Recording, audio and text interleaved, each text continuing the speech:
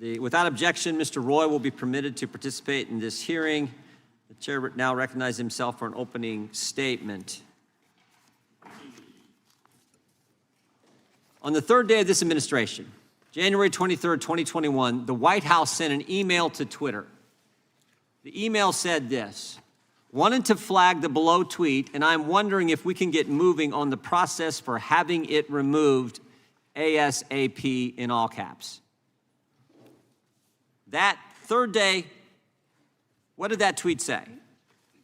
Tweet from Mr. Kennedy said this: Hank Aaron's tragic death is part of a wave of suspicious deaths among elderly closely following administration of the vaccine. He received the vaccine on January 5th to inspire other Black Americans to get the vaccine.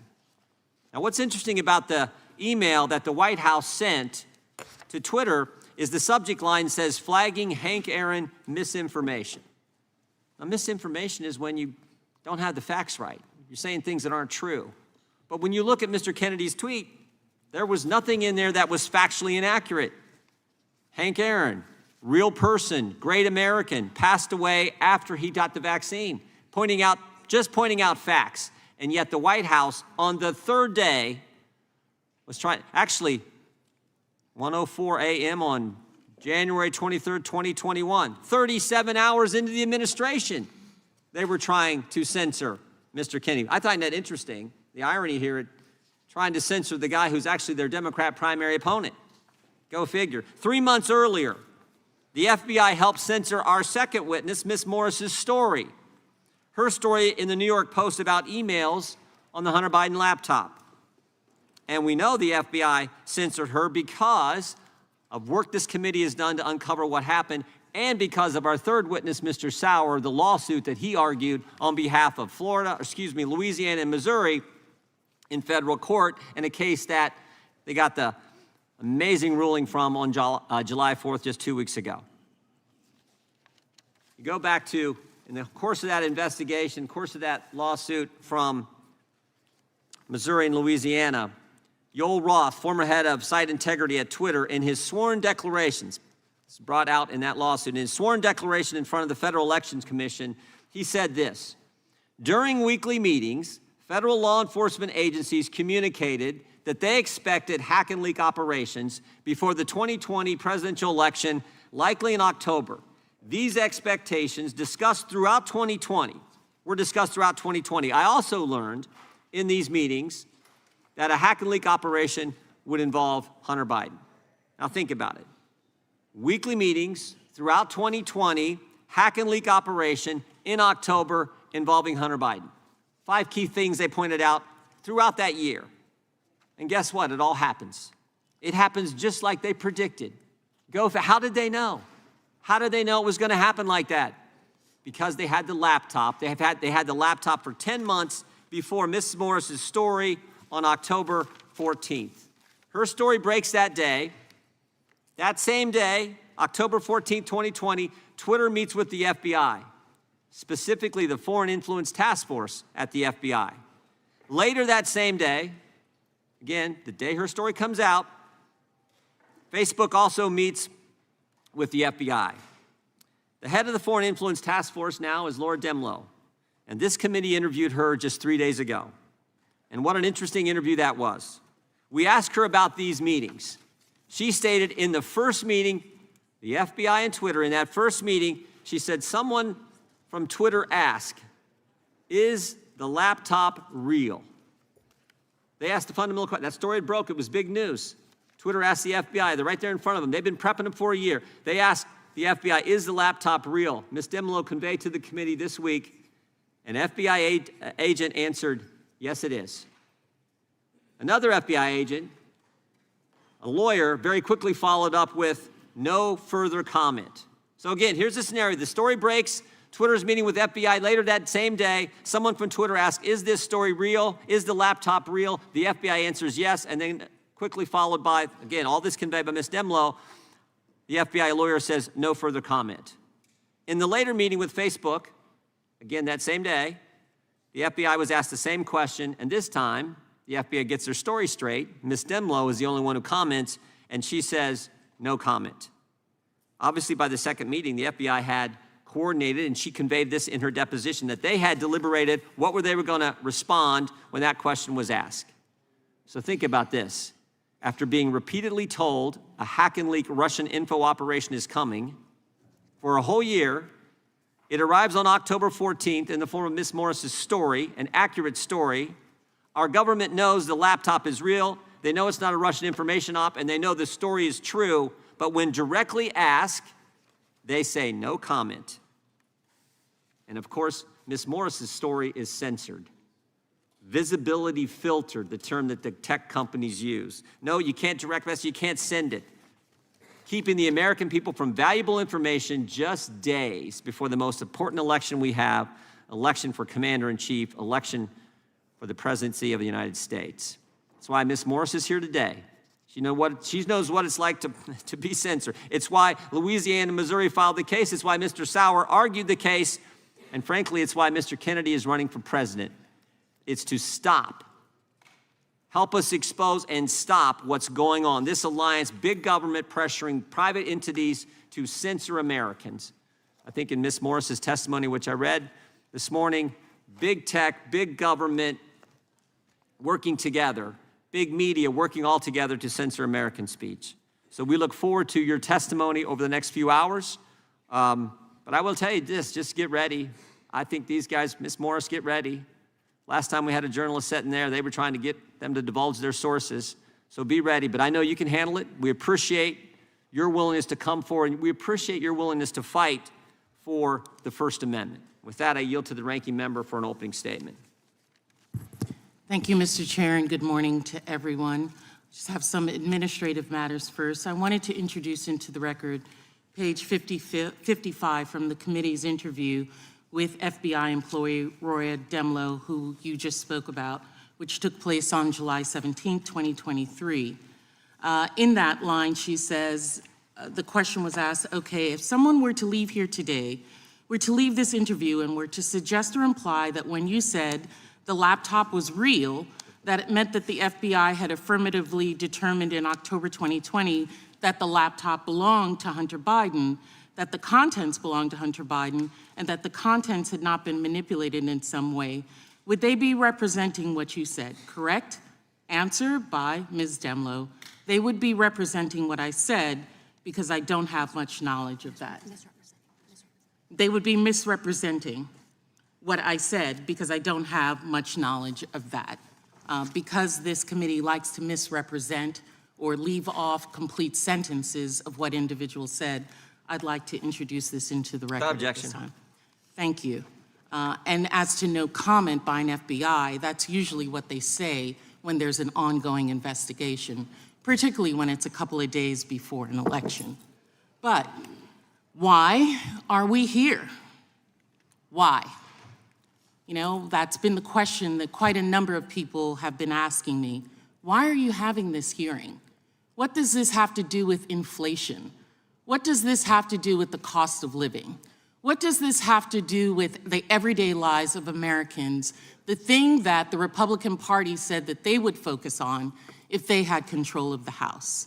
Why would the Republican leadership and the committee majority give a hearing and a platform to the witnesses today, specifically to Mr. Kennedy, a man who has recently claimed that COVID-19 is targeted to attack Caucasians and Black people? The people who are most immune are Ashkenazi Jews and Chinese. And before that, in his film, Medical Racism, The New Apartheid, that film stated that COVID-19 vaccines do not work for Black children because of their, quote, kick-ass kind of immune system, that hyper, superhuman, subhuman kind of language. He also said, even in Hitler's Germany, you could cross the Alps to Switzerland. You could hide in an attic like Anne Frank did, to imply Jews in Nazi Germany had more freedoms than unvaccinated Americans during the COVID-19 pandemic. Now, many of my Republican colleagues across the dais will rush to cover that they have Mr. Kennedy here because they want to protect his free speech, that they do not believe in American censorship. This is not the kind of free speech that I know of, the free speech that is protected by the Constitution's First Amendment. But free speech is not an absolute. The Supreme Court has stated that. And others' free speech that is allowed, hateful, abusive rhetoric, does not need to be promoted in the halls of the people's house.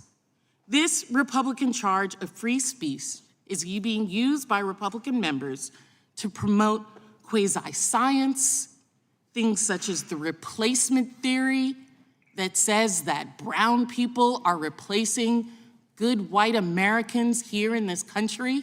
Let's not remember that this country first belonged to brown Native American people. It's a rallying cry for bigotry and hate. There are members of the Republican conference who also frequently suggest that Americans have to deal with COVID rules as the same as oppression of Nazi Germany. Indeed, some have even questioned whether the Holocaust took place. We have staffers who openly follow white supremacy without any condemnation of the Republican conference. Some give it chuckles, slaps on the back, shrugs, all under the mantra of free speech. It's a free country. You absolutely have a right to say what you believe, but you don't have the right to a platform, public or private. We don't have to give one of the largest platforms of our democracy, Congress, this hearing. Our right does not mean that we as Americans are not free from accountability. And that's what's distressing about this hearing. Even knowing what they know about Mr. Kennedy's hateful, evidence-free rhetoric, and even though they've invited any number of witnesses to make their point, Speaker McCarthy, Chairman Jordan affirmatively chose to give this a platform. They intentionally chose to elevate this rhetoric to give these harmful, dangerous views a platform in the halls of the United States Congress. That's endorsing that speech. That's not just supporting free speech. They have co-signed on idiotic, bigoted messaging. It's a conscious choice. There's no doubt as to why they're making the choice. It's not to guard free speech or to ensure equality for all. All of this, as you'll hear throughout this hearing, is to show us by their conduct over and over and again that any attack on Joe Biden to get Donald Trump back in the White House is what they need to do. They think that by hurting the Biden administration, by putting Mr. Kennedy on display, they have said that he's only running for censorship. I think people run for the President of the United States because they want to advance the American people. Over the last 8 months, the extreme MAGA majority has spent its time, not to mention tons of taxpayer money, something that they're always so cautious about, on baseless investigations that have gone nowhere, all in an effort to serve as a legislative arm of the Trump campaign and discredit any agency that dares to hold the president or those that work with him or who have the same ideals that he has accountable for those that are such as white supremacy, such as election deniers, such as inciters and those who engaged in the riots of January 6th. Truth be told, I have no idea whether the chairman actually believes any of the stuff. I don't. It's not a question I've asked him or one that's necessarily even important.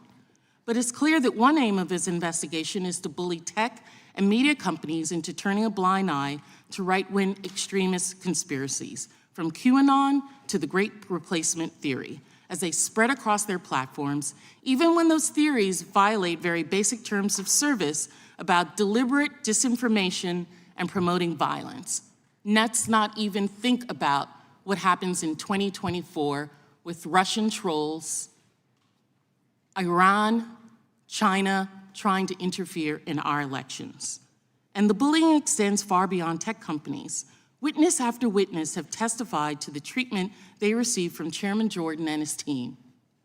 One of our earliest witnesses, Nina Jankovic, told the committee about receiving thousands of death threats and being told to go into hiding while she was pregnant with her first child, after Chairman Jordan first posted a doctored video of her. When Politico asked Mr. Chairman Jordan about the threats, his office responded, "She deserves to be held accountable." Anyone who doesn't agree with their point of view deserves whatever hatred and threats are thrown at them. Now, I'm across the hall from Mr. Jordan, and several months ago, I saw somebody who seemed to be threatening to his office, and the Capitol Police were moving them away. And I was grateful that they were doing that, because I don't want anyone to harm him or his staff for their rhetoric, for the things that they say. That's inappropriate. That's unconscionable. Another witness, this one a current member of federal law enforcement who spent years protecting Americans from harm, described receiving threatening mail not just to her work office, but to her home address. Someone out there has figured out where this person lives and is targeting them based on disinformation this committee itself spread. She summed it up in a single sentence, "I'm frankly scared." And why does the chairman send this movement to intimidate witnesses? To change their behavior, of course, to make it less safe for law enforcement officers to enforce the law, and less likely that researchers and companies will combat the spread of hate and violence online. One witness, an academic whose organization helped identify disinformation threats to election processes and procedures, described the threats sent to him and his family in detail. When the Republican staff asked him if he would consider performing the same research for 2024 elections, he said, quote, "Since this investigation has cost the university now approaching 7 figures in legal fees, it's been pretty successful, I think, in discouraging us from making it worthwhile for us to do a study for 2024. Another witness, a researcher who analyzed massive data sets to assess the way that rumors spread online, was explicit and personal about the effect of the threats on her life. I mean, quite frankly, I don't have kids, and if I did, I would no longer be doing this work. I'm worried about my students. I know they're worried about doing this kind of work because of these kinds of threats and what they see that I'm going through. And at the same time, I just think the work is so important, and I want to make sure it keeps going. So I don't want to step off that stage. I think we have like special skills that can be really useful and helpful and help our country grow stronger. And this is having a chilling effect. And it's not just me. Other researchers are experiencing the same thing. These are the fruits of this committee's majority investigations. If MAGA Republicans agree with you, you're given a platform to spread any conspiracy theories, no matter how harmful. And if they disagree with you, you get death threats until you have to go away. These folks have a plan. They want to force social media companies to promote conspiracy theories because they think that's the only way their candidate can win the 2024 election. They want to bully the experts into abandoning their work on disinformation to pave the way. They want to give expression to the most vile sorts of speech here in this committee room because it prepares the ground for their own conspiracy theories and pseudoscience. And they apparently don't care how many people are hurt or die as a consequence of their actions, either through lies about vaccines or threats to the safety of witnesses, because nothing is more important to them than power. It's a free country. Both Chairman Jordan and Mr. Kennedy are free to say whatever they want. It's the chairman's right to promote any of the views he wants to promote. But that freedom doesn't mean that the rest of us can't see what they're doing and demand something better from our representatives, from my colleagues, from this Congress. Be better than the witnesses, my colleagues. Let's be better. Let's get about the business, the real business of the American people, and stop the division, the divisiveness that is being promoted through this committee. I yield back. Gentlelady yields back. I would ask unanimous consent to enter into the record from page 29 of Ms. Demelow's testimony from 3 days ago. Question, do you recall whether any of these social media companies you were meeting with asked you any questions about the laptop story? I do was her answer. And what is your recollection? Somebody from Twitter essentially asked whether the laptop was real, and one of the FBI folks who was on the call did confirm that, quote, yes, it was, before another participant jumped in and said no further comment. Question, do you recall who from the FBI said it was real? I do, and who was that person? I'll have to get back with you.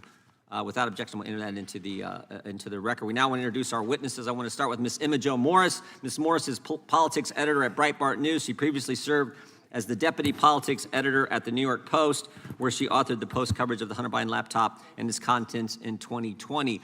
Ms. Maya Wiley is the president and CEO of the Leadership Conference on Civil and Human Rights. She previously served as counsel to New York City Mayor Bill de Blasio and at the American Civil Liberties Union and the NAACP Legal Defense and Education Fund. We welcome you as well, Ms. Wiley. Mr. John Sauer is the Special Assistant Attorney General for the Louisiana Department of Justice, and he is one of the lead lawyers in the Missouri v. Biden case that I referenced in my opening statement. He previously served as Deputy Attorney General for Special Litigation with the Missouri Attorney General's Office and Solicitor General of Missouri. He clerked for Judge Michael Ludig and Justice Antonin Scalia. And then our final witness is Mr. Kennedy. I will turn to our colleague, Mr. Roy, member of the Judiciary Committee, and waved on to the subcommittee to introduce Mr. Kennedy.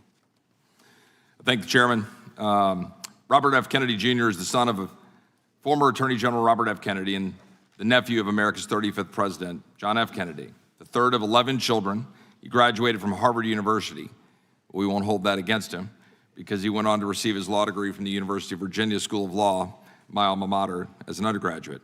Some viewing Mr. Kennedy through his last name, but that does a tremendous disservice to his life's work, whether you agree with it or not.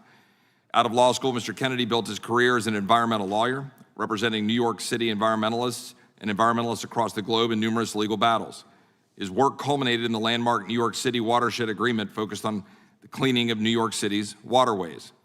After the 2008 election, Politico reported that President-elect Obama strongly considered Mr. Kennedy to head the Environmental Protection Agency. He went on to found Children's Health Defense, a national organization intended to address childhood chronic disease and toxic exposures. I assume that being a father of 7, in addition to being one of 11 children himself, fuels his interest in children's health. Following the 2016 election, Mr. Kennedy met with then-President-elect Trump to discuss his potential for a committee to examine vaccine safety and scientific integrity. Their conversation also touched on the CDC and ways to increase independence from financial conflicts. Most recently, Mr. Kennedy announced his campaign for President of the United States. During his campaign announcement, he stated, quote, "My mission over the next 18 months of this campaign and throughout my presidency will be to end the corrupt merger of state and corporate power that is threatening to impose a new kind of corporate feudalism in our country," end quote.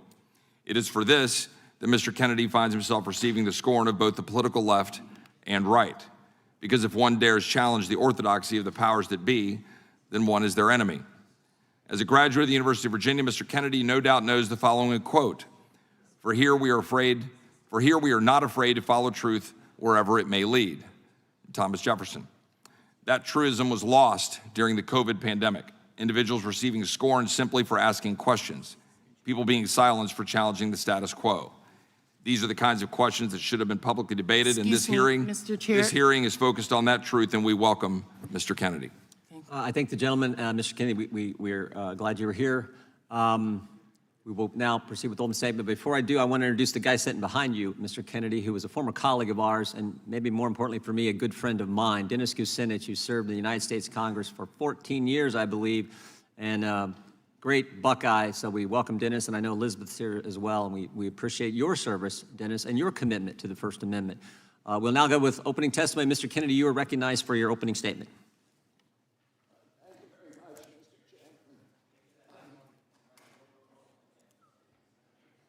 As mine's not. Make sure it's on. Mr. Chairman, are you going to swear in the witnesses? If you'll please stand and raise your right hand. Do you swear or affirm under penalty of perjury that the testimony you're about to give is true and correct to the best of your knowledge, information and belief, so help you God? Let the record reflect that the witness answered in the affirmative. Thank you. You may be seated. Mr. Kennedy, you are now recognized for your opening statement, and then we'll go right down the line.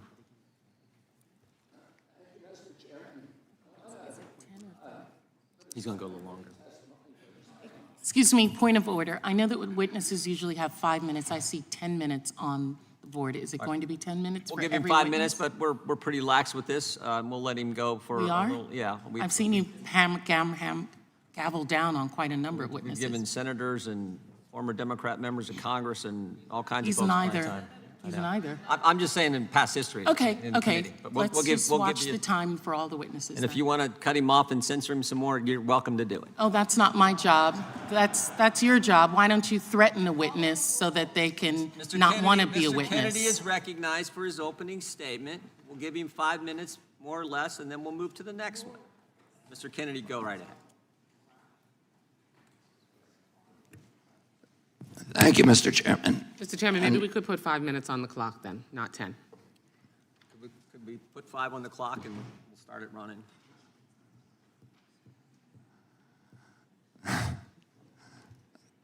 Thank you, Mr. Chairman. And I want to put aside my written statement for a moment and address one of the points that was brought up. I think an important point by the ranking member, that this body ought to be concerning itself with issues that impact directly the American people. The rising price of groceries, 76% over the past 2 years for basic foodstuff, the war in Ukraine, the inflation issues, the border issues, many, many other issues that concern us all as a nation. We can't do that without the First Amendment, without debate. When I gave my speech, my announcement speech in Boston 2 months ago, YouTube, I talked about all those issues. I focused on grocery. I focused on the fact that working class people can no longer afford to live in this country. I talked about inflation, all the issues that deeply concern you and that you've devoted your career to alleviating those issues. 5 minutes into my speech, when I was talking about Paul Revere, YouTube deplatformed me. I didn't talk about vaccines in that speech. I didn't talk about anything that was a verboten subject. I just was talking about my campaign and things, the conversation that we ought to be having with each other as Americans. But I was shut down, and that is why the First Amendment's important. Debate, congenial, respectful debate is the fertilizer, it's the water, it's the sunlight for our democracy. We need to be talking to each other. Now, this is a letter that many of you signed, many of my fellow Democrats. I've spent my life in this party. I've devoted my life to the values of this party. This 102 people signed this. This itself is evidence of the problem that this hearing was convened to address. This is an attempt to censor a censorship hearing. The charges in this, and by the way, censorship is antithetical to our party. It was appalling to my father, to my uncle, to FDR, to Harry Truman, to Thomas Jefferson, as the chairman referred to. It is the basis for democracy. It sets us apart from all of the previous forms of government. We need to be able to talk, and the First Amendment was not written for easy speech. It was written for the speech that nobody likes you for. And I was censored not just by the Democratic administration, I was censored by the Trump administration. I was the first person censored by as the chairman pointed out, by the Biden administration 2 days after it came into office. It ordered a truthful, and by the way, they had to invent a new word called malinformation to censor people like me. There was no misinformation on my Instagram account. Everything I put on that account was cited and sourced to peer-reviewed publications or government databases. Nobody has ever pointed to a single piece of misinformation that I publish. I was removed for something they called malinformation. Malinformation is information that is true, but is inconvenient to the government, that they don't want people to hear. And that's antithetical to the values of our country. After I announced my presidency, it became more difficult for people to censor me outright. So now I'm subject to this new form of censorship, which is called targeted propaganda, where people apply pejoratives like anti-vax. I've never been anti-vaccine, but everybody in this room probably believes that I have been. because that's the prevailing narrative. Anti-Semitism, racism, these are the most appalling, disgusting pejoratives, and they're applied to me to silence me, because people don't want me to have that conversation about the war, about groceries, about inflation, about the war on the middle class in this country that we need to be having. And by the way, I want to say this while I'm on the record, that in my entire life, and why I'm under oath, in my entire life, I have never uttered a phrase that was either racist or anti-Semitic. I have spent my life fighting my professional career, fighting for Israel, for the protection of Israel. I have a better record on Israel than anybody in this chamber today. I'm the only person who has publicly objected to the $2 billion payout that the Biden administration is now making to Iran, which is a genocidal program. I'm the only one who's objected to that. I fought more ferociously for Israel than anybody. But I am being censored here through this target, through smears, through misinterpretations of what I've said, through lies, through association, which is a tactic that we all thought we had been discredited and dispensed with after the Army McCarthy hearings in the 1950s. But those same weapons are now being deployed against me to silence me. I know many of the people who wrote this letter. I don't believe there's a single person who signed this letter who believes I'm anti-Semitic. I do not believe that. There is no evidence of that. Now, I want to say something I think that's more important, and it goes directly to what you talked about, ranking member, which is the need, this toxic polarization that is destroying our country today. And how do we deal with that? This kind of division is more dangerous for our country than any time since the American Civil War. And how do we deal with that? How are we going to, every Democrat on this committee believes that we need to end that polarization. Do you think you can do that by censoring people? I'm telling you, you cannot. That only aggravates and amplifies the problem. We need to start being kind to each other. We need to start being respectful to each other. We need to start restoring the comedy to this chamber and to the rest of America, but it has to start here. My uncle, Edward Kennedy, has more legislation with his name on it than any senator in United States history. Why is that? Because he was able to reach across the aisle, because he didn't deal in insults, because he didn't try to censor people. He brought home people who were antithetical to what he believed in. He came home almost every weekend with people like Orrin Hatch to our house at the compound in Hyannisport. At that time, Orrin Hatch to me was like Darth Vader, because I was an environmentalist. And I was saying, why is Teddy bringing this guy home? But he knew that he was effective because he understood that comedy and respect and kindness and compassion and empathy for other people is the only way to restore the function in this chamber. But more importantly, today we need to give an example in the leadership of our country of being respectful to each other. If you think I said something that's anti-Semitic, let's talk about the details. I'm telling you all the things that I'm accused of right now by you. And in this letter are distortions, they're misrepresentations. I didn't say those things. There's fragments that I said, but I denounce anybody who uses the words that I have said to imply something that is negative about people who are Jewish. I never said those things. And I want to point out also that the chairman pointed to Dennis Kucinich, who's fighting behind me. There is no two people in the country who feel more differently about American politics than these two people. And yet they were friends. Dennis attended his children's basketball games, attended his daughter's wedding. This is what we need, how we need to start treating each other in this country. We have to stop trying to destroy each other, to marginalize, to vilify, to gaslight each other.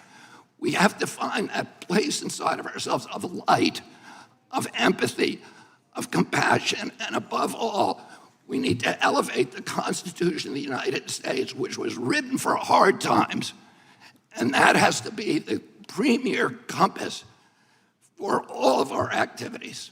Thank you very much. Thank you. Mr. Chairman, I'd like to raise a point of order. Gentlelady can state a point of order. Point of order pursuant to House Rule 11, Clause 2, which Mr. Kennedy is violative of. I move that we remove into executive session because Mr. Kennedy has repeatedly made despicable anti-Semitic and anti-Asian comments as recently as last week. Rule 11, Clause 2 says, whenever it is asserted by a member of the committee that the evidence or testimony at a hearing may tend to defame, degrade, or incriminate any person, or it is asserted by a witness that the evidence or testimony that the witness would give at a hearing may tend to defame, degrade, or incriminate the witness, and it goes on. Mr. Kennedy, among many other things, has said, I know a lot now about bioweapons. We put out hundreds of millions of dollars into ethnically targeted microbes. The Chinese have done the same thing. In fact, COVID-19, there is an argument that it is ethnically targeted. COVID-19 attacks certain races disproportionately. The races that are most immune to COVID-19 are... Gentlelady making a motion or a speech? I've made a motion to move into executive session because Mr. Kennedy's testimony... Mr. Chairman, I and move his to table the previous motion. statements- The gentleman from Kentucky has moved to table.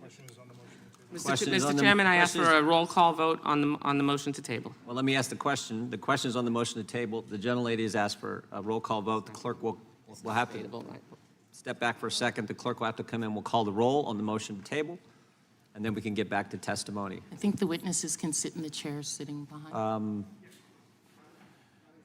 I'll leave that up to the clerks. If the clerks are comfortable with that. Yeah, why don't we do that? Maybe we can go right down here. Mr. Chairman, point of order. Gentleman from Louisiana.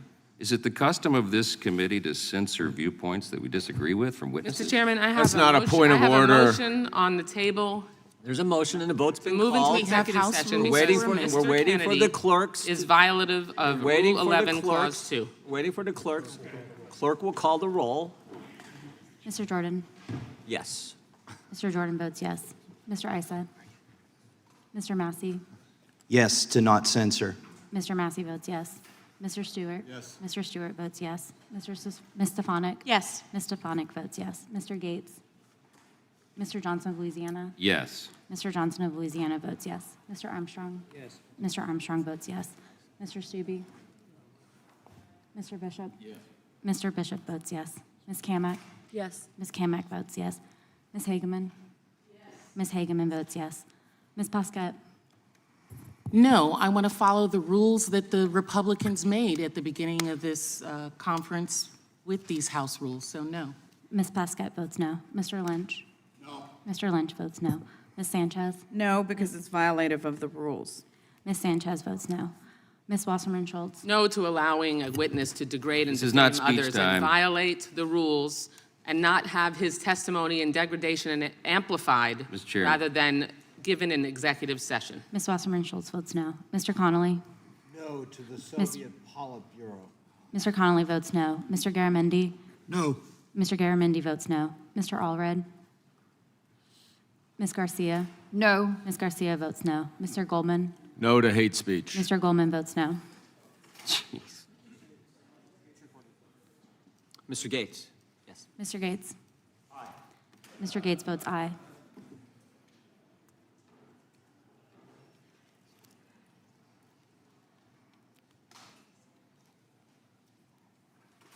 Clerk will report. Mr. Chairman, there are 10 ayes and 8 noes. The motion to table is agreed to. We will now move to our second witness. Ms. Morris, you are recognized for 5 minutes.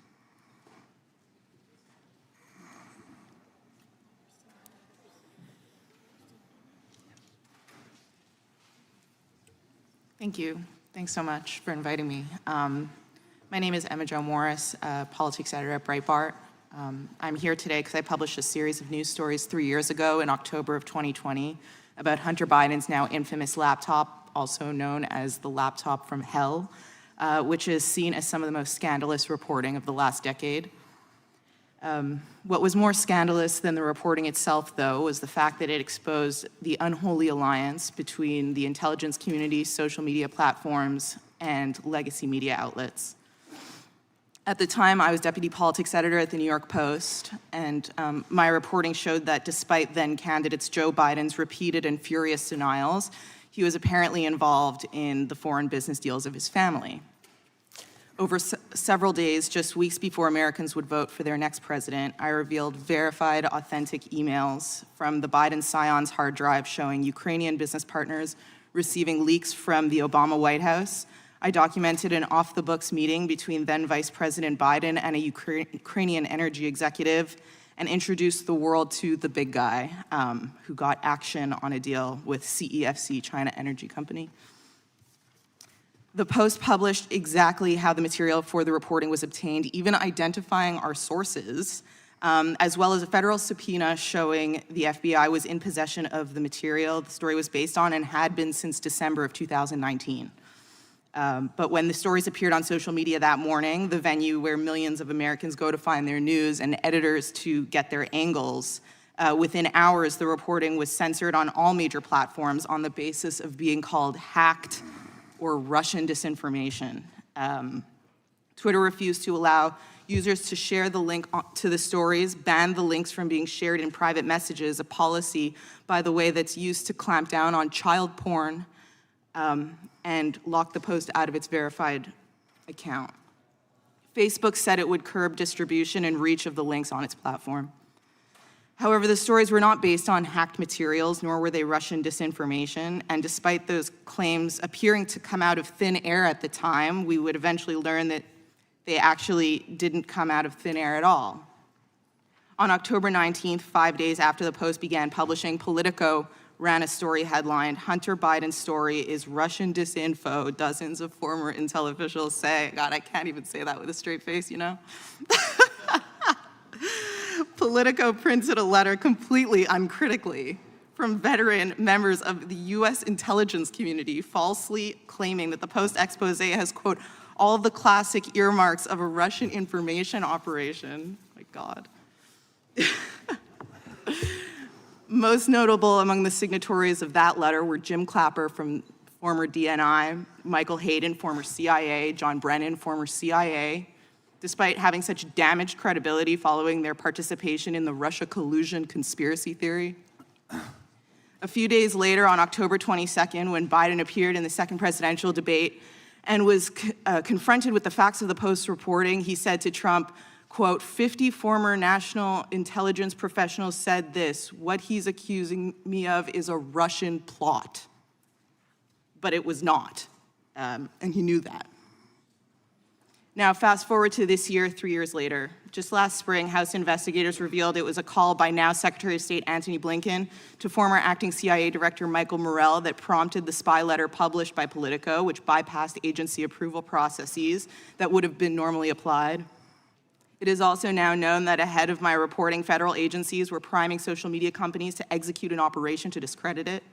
According to internal documents released by Elon Musk upon his acquisition of Twitter, the FBI and other intelligence community members essentially directed the platform's censorship operation, in part externally by working with top management, and in part internally by social media companies hiring eye-popping numbers of agency alumni. Journalist Michael Schallenberger reported, based on documents he obtained from Musk, that during all of 2020, the FBI and other law enforcement agencies repeatedly primed Twitter executives to dismiss reports of Hunter Biden's laptop as a Russian hack and leak operation. Feds arranged for top secret security clearances to be granted to Twitter management and even had encrypted messaging networks set up, which they dubbed a virtual war room. To this day, hundreds of people from the intelligence community work at social media companies. Over the last few years, my reporting has been confirmed by virtually every mainstream news outlet, from the Washington Post to the New York Times to Politico, when the stakes were nothing, by the way, 2 years later. No one denies that the laptop is real, that the origin story is exactly what I told you it was in the first place. This elaborate censorship conspiracy wasn't because the information being reported on was false. It was because it was true, and it was a threat to the power centers in this country. What this relationship between the US government officials and American corporations represent is an unprecedented push to undermine the First Amendment, the right to think, write, read, say whatever we want. And how we respond will determine whether we see a free press as inalienable or as optional. Thanks. Thank you, Ms. Morris. Mr. Sauer, you're recognized for 5 minutes. Thank you, Mr. Chairman and members of the subcommittee. On July 4th, 2023, Independence Day, Judge Terry A. Doty of the U.S. District Court for the Western District of Louisiana entered a historic injunction against the White House and other federal officials. This injunction prevents them from, quote, urging, encouraging, pressuring, or inducing in any manner the removal, deletion, suppression, or reduction of content containing protected free speech posted on social media platforms. Judge Doty's opinion contains 82 pages of detailed factual findings, supported by 577 citations of the evidence, which is drawn from roughly 20,000 pages of the federal government's own emails and communications with social media platforms and 6 full-length depositions. In its recently filed stay motions, the government has hardly bothered to dispute any of these factual findings. The Court of Appeals has entered a, quote, temporary administrative stay of this injunction and granted expedited briefing and argument on August 10th. Contrary to some recent suggestions, a temporary administrative stay is, quote, routine practice in the Fifth Circuit. That's a direct quote from the recent decision in N. Ray Abbott. And it does not reflect any judgment of the merits. Today, I want to offer 7 observations drawn from the Louisiana opinion. First, the Louisiana court found, based on overwhelming evidence, that federal officials are the cause of the censorship of the viewpoints they disfavor. The government likes to claim that social media platforms acting on their own would apply their policies and censor all this content anyway. This is demonstrably incorrect. Again and again, the Louisiana court found that the platforms would not have suppressed this speech, but for the fact that the federal officials were pushing for it. The deplatforming of Alex Berenson, the throttling of Tucker Carlson's content, the silencing of the so-called disinformation dozen, which includes Mr. Kennedy, the suppression of much of the so-called borderline, which is, quote, often true content on Facebook's platforms, the censorship of the Hunter Biden laptop story, and much more. All these were suppressed because of the efforts of federal officials. Second, the scope and reach of federal censorship is staggering. As the Louisiana court repeatedly found, it affects, quotes, millions of social media posts and speakers all across America. It affects virtually every American who reads, listens, engages, or posts on social media about great disputed political and social questions that federal censors have stuck their fingers into. Third, federal censorship is ongoing and it shows no signs of relenting. Federal officials' censorship efforts are in full swing, and they're expanding to new frontiers. Left unchecked, federal censorship will reach virtually any disputed social and political question over which federal officials want to impose their power. Fourth, the Louisiana opinion shows that federal officials are most eager, most focused on silencing truthful speech and to muzzle the most influential critics of the administration and its policies. Tucker Carlson, Alex Berenson, and many others were targeted not because what they were saying was necessarily false, but because it was the most effective criticism of the narrative line that the administration was pushing at the time.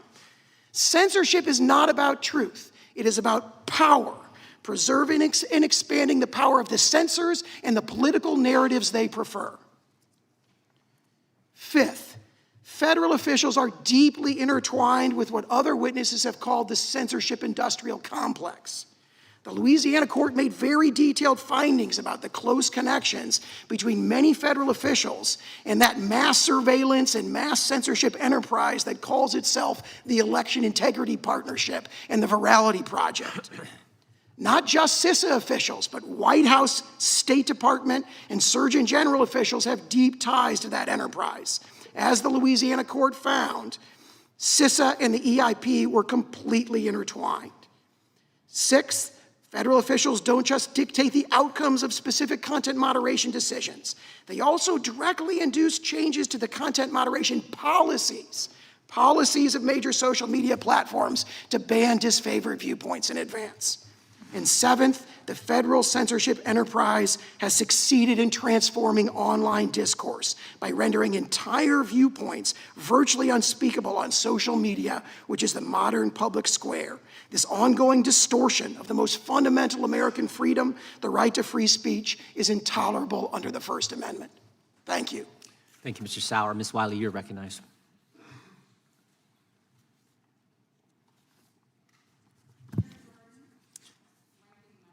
Microphone. I'm usually quite loud, but thank you for pointing that out. Chair Jordan, Ranking Member Plaskett, members of the subcommittee, I want to thank you for having me here today. I have introduced written testimony, and I did have a summary of my oral testimony, and I am going to depart from it after listening to the openings and these proceedings. This week began the sentencing of Robert Bowers, who murdered 11 people, wounded 6 others, because their faith was Judaism and because they were in a synagogue to worship. Robert Bowers expressed on social media for a very long time deeply anti-Semitic, hateful statements. He did it and used Gab, which is a platform that was deplatformed by Twitter because of its constant space it provided to hate that has actually become embodied in the most violent anti-Semitic act we know to have happened on our shores in the history of this country.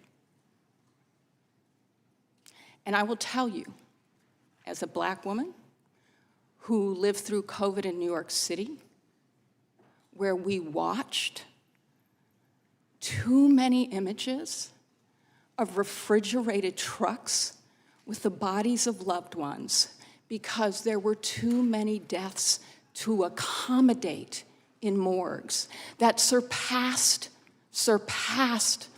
the deaths during the Spanish flu, and where in this country we have lost over 1 million of our loved ones.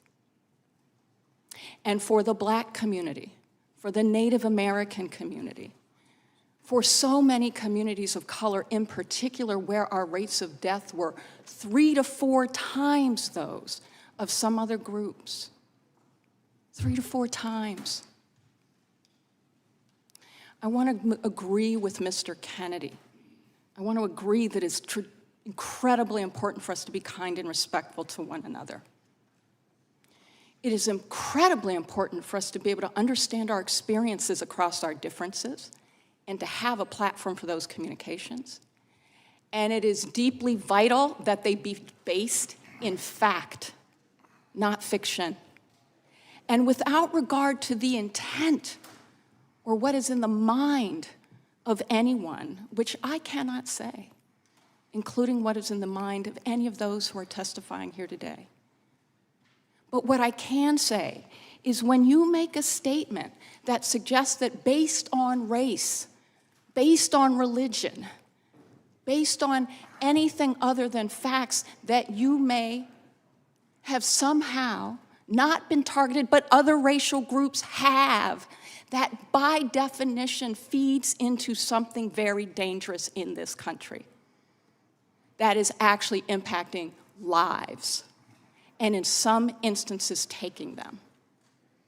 And what I will say about the opinion in this case, and I am here to talk about Missouri versus Biden, is that in this case, we can talk all day about the very specific facts, and there is factual inaccuracy in some of the fact statements in Judge Dougherty's opinion. But the most important one is the Fifth Circuit Court of Appeals, widely believed by all, for very good reason, to not be out of step with conservative ideology, vacated that preliminary injunction. And I want to point to something else, because one of the things that that injunction said was that our government, responsible for public health, responsible for national security, which, by the way, even under the Trump administration, the Department of Homeland Security said it is domestic terrorism that is our greatest national threat. That even that, it had in the injunction a statement that the federal government could not collaborate or partner or jointly work with institutes, researchers, including the Stanford Internet Observatory, could not, in terms of identifying, understanding, or even talking about the deletion or removal of anything, even if that research actually demonstrated that those social media companies were violating their own policy in a way that was dangerous for people and for our democracy. So yes, let's be kind, let's be respectful, and let's descend into a real discussion of facts where we can disagree about their meaning, but not about their existence. Thank you. Gentlelady yields back. We will now turn to 5-minute question. The chair recognizes the gentleman from North Carolina, Mr. Bishop, for 5 minutes. And we will go a couple rounds here, I think, and then they have called votes, so we'll get to votes pretty quick. But the gentleman's recognized for 5 minutes. Thank you, Mr. Chairman. I'm going to focus on the testimony the chairman made reference to, and that the ranking member was so concerned with damage control that she opened her comments about it. And I'd ask staff to put the blow-ups on the screen as we proceed. And Ms. Morris, you can begin with number one while I'm getting my first question out. Ms. Morris, in your statement, you had an interesting turn of phrase. You said that no one denies that the laptop is real. What an interesting turn of phrase, because that's exactly what Twitter was asking about the day your story appeared, and it was interacting still further with Twitter and with Facebook. Ms. Dimlow testified, here it is on the screen for those who are visual learners like me. Are you familiar with the October 2020 New York Post story on Hunter Biden's laptop? I am. This is Ms. Dimlow under oath. Do you recall whether any of these social media companies you were meeting with asked you any questions about it? I do. Please proceed to the next slide. And here's how, in the same page, but it was relayed to me later that somebody from Twitter, I don't recall who, I'm not sure who, somebody from Twitter essentially asked whether the laptop was real. And one of the FBI folks who was on the call did confirm that, yes, it was, before another participant jumped in and said no further comment. Proceed to the next slide. So you said he was one example. Do you recall other social media companies? Proceed to the next slide. Ms. Dimlow says, I believe Facebook. We met with Facebook soon thereafter. Can't remember if it was the same day or within a couple of days. And they also asked, and I said, no comment. That was the decision we made in those post-meeting deliberations, which is pretty typical. It was an ongoing investigation, and we don't generally comment on ongoing investigative matters when asked. So, Ms. Morris, to your point, I think this shows one thing for sure. You credited Michael Schellenberger and some of his reporting. One of the things that he asked in one of his Twitter Files stories was whether the foreign influence task force people, the FBI folks who were interfacing with the social media companies, whether they knew about the Hunter Biden laptop contents that the FBI had since December 2019. So now we know, right? The Foreign Influence Task Force knew it was real. And it wasn't just a few people, it was common knowledge. An analyst on that telephone call before they got their act together admitted that it was real. And then we also know that the social media companies wanted to know if it was real. Of course they did, because the FBI had been telling them for months to be prepared for a hack and leak operation and also to be prepared for something involving Hunter Biden. Of course they wanted to know. So what do you think about the fact that the FBI, in response to Twitter, told them it was real, then they covered that up or stopped, no further comment, and to Facebook, with its billions of users, said, no comment, we're not going to tell you?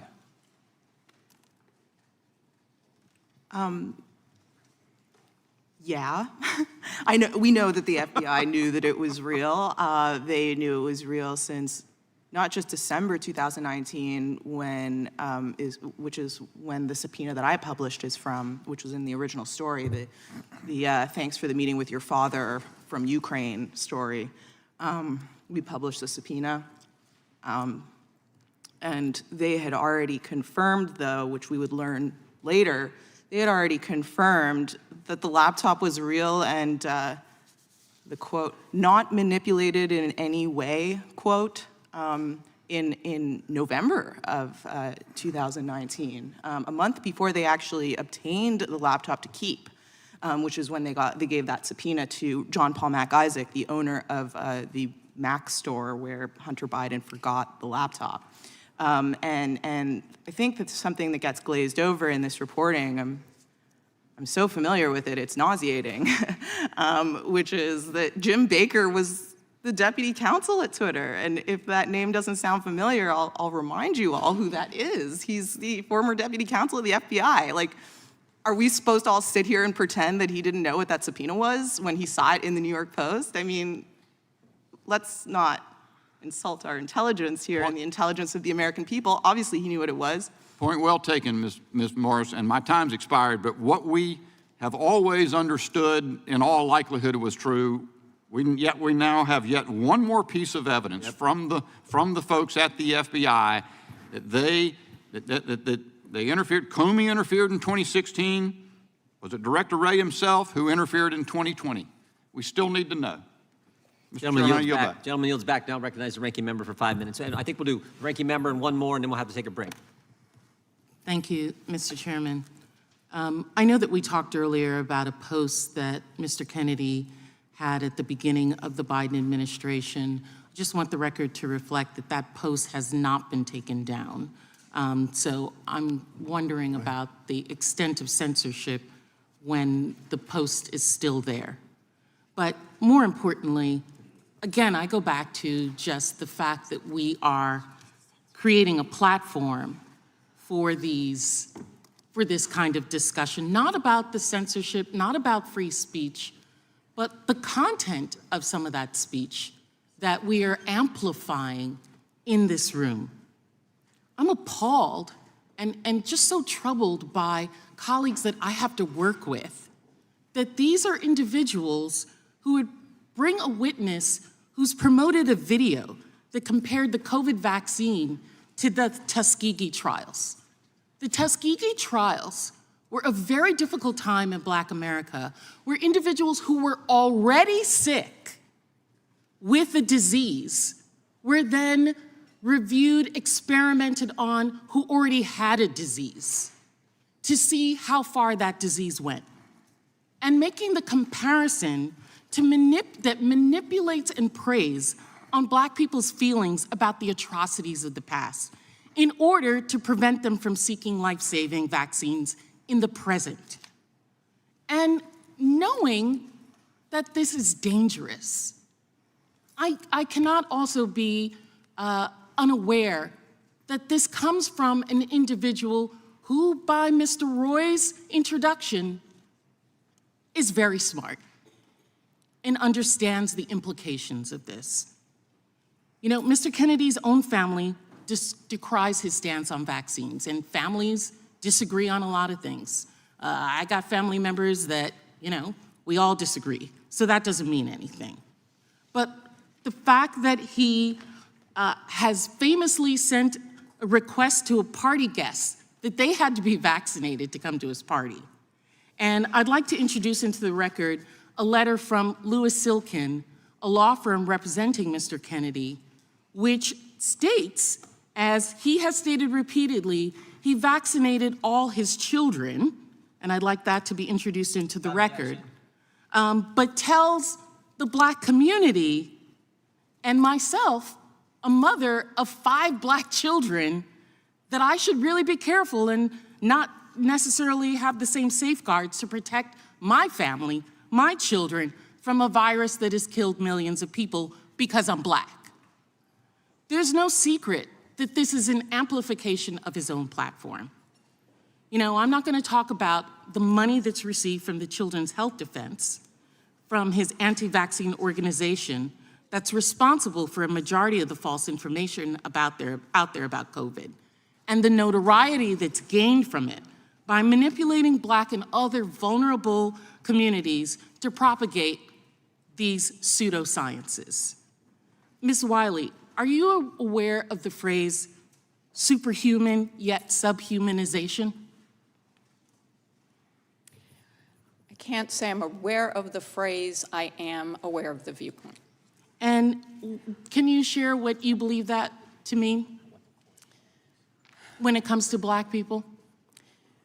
Well, sadly and unfortunately, we have a history in this country where Black people were both by law and by social view viewed as inferior and subhuman, and that there were stereotypes attached to that that includes all kinds of myth about the ability to disregard both the health needs, health conditions, and disparities that exist for Black people and in Black communities, to the detriment not only of the health of people who are Black, but also to public health by not taking good, sound Yes, that, you know, positions. in chattel slavery, you don't have to feed them the same way because they can take it. They can handle that. They don't need as much. Or now with COVID, they've got superhuman genes that they don't need to get the same vaccines in, and they may be more susceptible if you get vaccines. Ms. Wiley, why do you think someone might choose to target the Black community for false health information about vaccines? Well, I can't say that I can sit in a position to explain why anyone would do that. I can only say that for those who wished to prevent people from getting a vaccine, it was very clear that one of the ways in which you could convince people not to is to play on fears that have basis in historic experience. Sadly, and frankly, and I can say this personally, speaking from having conversations with friends, with people I worked with family members. who were terrified of whether or not there might be some adverse consequences for them because of the Tuskegee experiments, explicitly referring to times in which Black people had been tested on without their permission or denied access to medical intervention despite awareness that it would be detrimental to their health. That distrust has historical fact. And we have come to a point where, in terms of the COVID vaccine and what we were being told by scientists, including the ways in which both the CDC, the World Health Organization, and others were examining, were actually putting out factual information, both about the degree to which testing and trials before approval had included people who were Black, people who were Asian, and therefore had more basis in fact to be able to state scientifically. Time of the that that was safe. Time of the gentlelady has expired. Gentlelady yields back. The gentleman from North Dakota is recognized. Thank you, Mr. Chairman, and I'd like to yield my time to Representative Massey. I thank the gentleman from North Dakota. Wow, the irony and cognitive dissonance from the other side of the aisle It's deafening. You could cut it with a knife. They are at the same time denying that censorship is occurring, but suggesting that there's more material that needs to be censored. This is a hearing on censorship that began with an effort, with a formal motion from the other side of the aisle to censor Mr. Kennedy. They do not want him to speak, yet that is the topic of this hearing. They have kept him from speaking. A collusion between the government and private organizations. Mr. Kennedy, in your opening statement, you introduced us to this word malinformation. Can you tell us more about this made-up word, what it means, and some of the things that you've said or tried to say that you've been censored for that's been characterized as malinformation? Yes, Congressman Massey, and if by your leave, I'd like to just respond very briefly to some of the, what I would call defamations that have been just applied to me by the ranking member. I'm happy to talk to you about my opinions on these issues, what you have stated and tried to associate me with through guilt by association is simply inaccurate. Virtually everything, every statement that you just made about me is inaccurate. I have never advised Black Americans not to receive vaccines. At one point you say I'm anti-vax, and that's a bad thing. The other moment you point out that all my children are vaxxed. I'm fully compliant with the vaccine schedule myself, except for COVID. I took flu vaccines for 20 years straight. I have never been anti-vax. I have never told the public avoid vaccination. The only thing I've asked for, and my views are constantly misrepresented, so that the truth of what I believe is not, we're not allowed to have a conversation about that with the American people, which I believe vaccines should be tested with the same rigor as other medicines and medications. You tried to associate me a moment ago with the replacement theory, which is racist. No, I did not say you Time had the belongs to the replacement gentleman theory. from I said my colleagues. Time belongs to the gentleman from I Kentucky. denounce that theory. It is racist, and I have never endorsed it or had any association with it. Our film on a medical, by the way, Bill Buxton, who is the Black CDC official who ultimately exposed the Tuskegee experiment, tried for years and years to appeal to CDC to stop it for 40 years. Finally, he got relief by walking into my uncle's office in the building next door. Teddy held hearings and ended the experiment. I remember that very well. And to say that I created a film that encourages Blacks not to get adequate medical care is just completely abhorrent. Don't misuse my words. It's the witness's time. Do not censor the witness. I'm not censoring the witness. I'm not censoring the witness. He's still talking. It's my time, and I've given it to the witness. Do not censor him. I'm not censoring him. If the views that you and others have applied to me, I've attributed to me, if they were actually true, I can see why I shouldn't be able to testify here today. Those are not true. These are defamations and malignancies that are used to censor me, to prevent people from listening to the actual things that I'm saying. And I think, ranking member, that we should have a real conversation rather than an exchange of ad hominem attacks. And answer very quickly to your question, the term malinformation was coined to describe information that Facebook and Twitter and the other social media sites understood was true, but that the White House and other federal agencies wanted censored anyway for political reasons because it challenged official orthodoxies. I'll give you one example.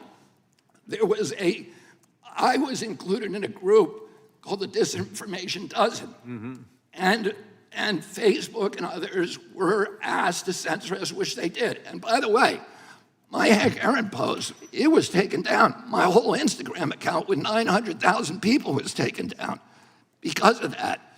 Oh, they knew, Facebook knew that the Disinformation Dozen claim, and what they said was the Disinformation Dozen came from this very shady group called the Center for Preventing Digital Hate in England that's funded by dark money that should be looked into. They claim that 65% of the vaccine misinformation on the internet was generated by those 12 people. Facebook itself said that is impossible. That is false information. We know that not to be true. And yet, when the White House asked them to censor this disinformation, including me, they did it anyway when they knew it to be untrue. My time has expired. I yield back. Gentleman yields back. Mr. Chairman, I have a unanimous consent motion before we head to You see votes. from the gentleman from New York. I would like to introduce page 2 of the transcript of Laura Demlow, where specifically she says, if someone, she's asked, if someone were to leave here today, were to leave at this interview and were to suggest or imply or state that when you said, quote, the laptop was real, unquote, that it meant that the FBI had affirmatively determined in October 2020 that the laptop belonged to Hunter Biden, that the contents belonged to Hunter Biden, that the contents had not been manipulated in some way, they would be misrepresenting what you said, correct? Answer, they would be misrepresenting what I said because I don't have much knowledge of that. Without objection, I think that's already been introduced, but without objection, we'll do it again. We're Sorry, going to it's stand page in recess. 55. We stand in recess for approximately 45 minutes, and we'll be back and right back at it. Thank you all, and you can head in the back room.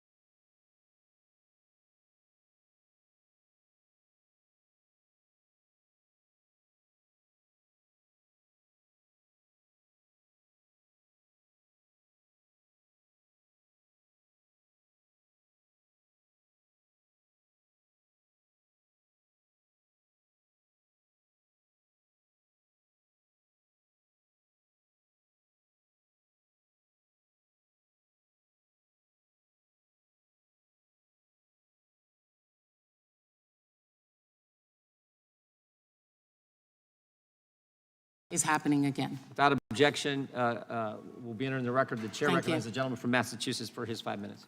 Thank you, Mr. Chairman. Mr. Chairman, one of the saddest parts of this fabricated circus of outrage is the drumbeat of attacks that I have seen against the men and women of the Department of Justice and the FBI, many of them armed service veterans who in their earlier careers actually put on the uniform of this country and served honorably, as well as attacks against Department of Homeland Security, CDC, and Health and Human Services. And as evidenced today's hearing, the Republicans are continuing to go to great lengths to invoke wild and seemingly race-based conspiracy theories, misinformation, and propaganda to allege that those same men and women who at one point served our country in uniform are now somehow targeting the American people. Meanwhile, this same subcommittee on weaponization has turned completely a blind eye to the actual and well-documented blatant and egregious weaponization of the federal government undertaken by the previous president. We are, in fact, still receiving reports of actual weaponization committed by President Trump. In fact, we now have a recent sworn declaration from former White House Chief of Staff John Kelly indicating that President Trump suggested utilizing the IRS and other federal agencies to investigate his perceived enemies, who at the time happened to be 2 FBI agents who were examining his conduct. I ask for unanimous consent for this record, this sworn statement to be entered into the record. Without objection. We also have another recent disclosure from Miles Taylor, former Chief of Staff at the Department of Homeland Security, reporting that President Trump sought to wiretap the phones of his own White House aides in order to detect any leaks. To the great detriment of the American people, however, we are not investigating the actual weaponization of the federal government. And worse yet, this committee has come to embody weaponization itself, misusing congressional oversight to protect Donald Trump and attempt to divert attention from the multiple federal and state criminal investigations surrounding President Trump's misconduct in office. In the midst of the ongoing state prosecution in New York of President Trump, Chairman Jordan has repeatedly sought to interfere and influence that case, threatening to subpoena Mr. Bragg and even holding a field hearing on Mr. Bragg's prosecutorial record blocks from his lower Manhattan office, deliberately interfering in the rule of law being applied in that case.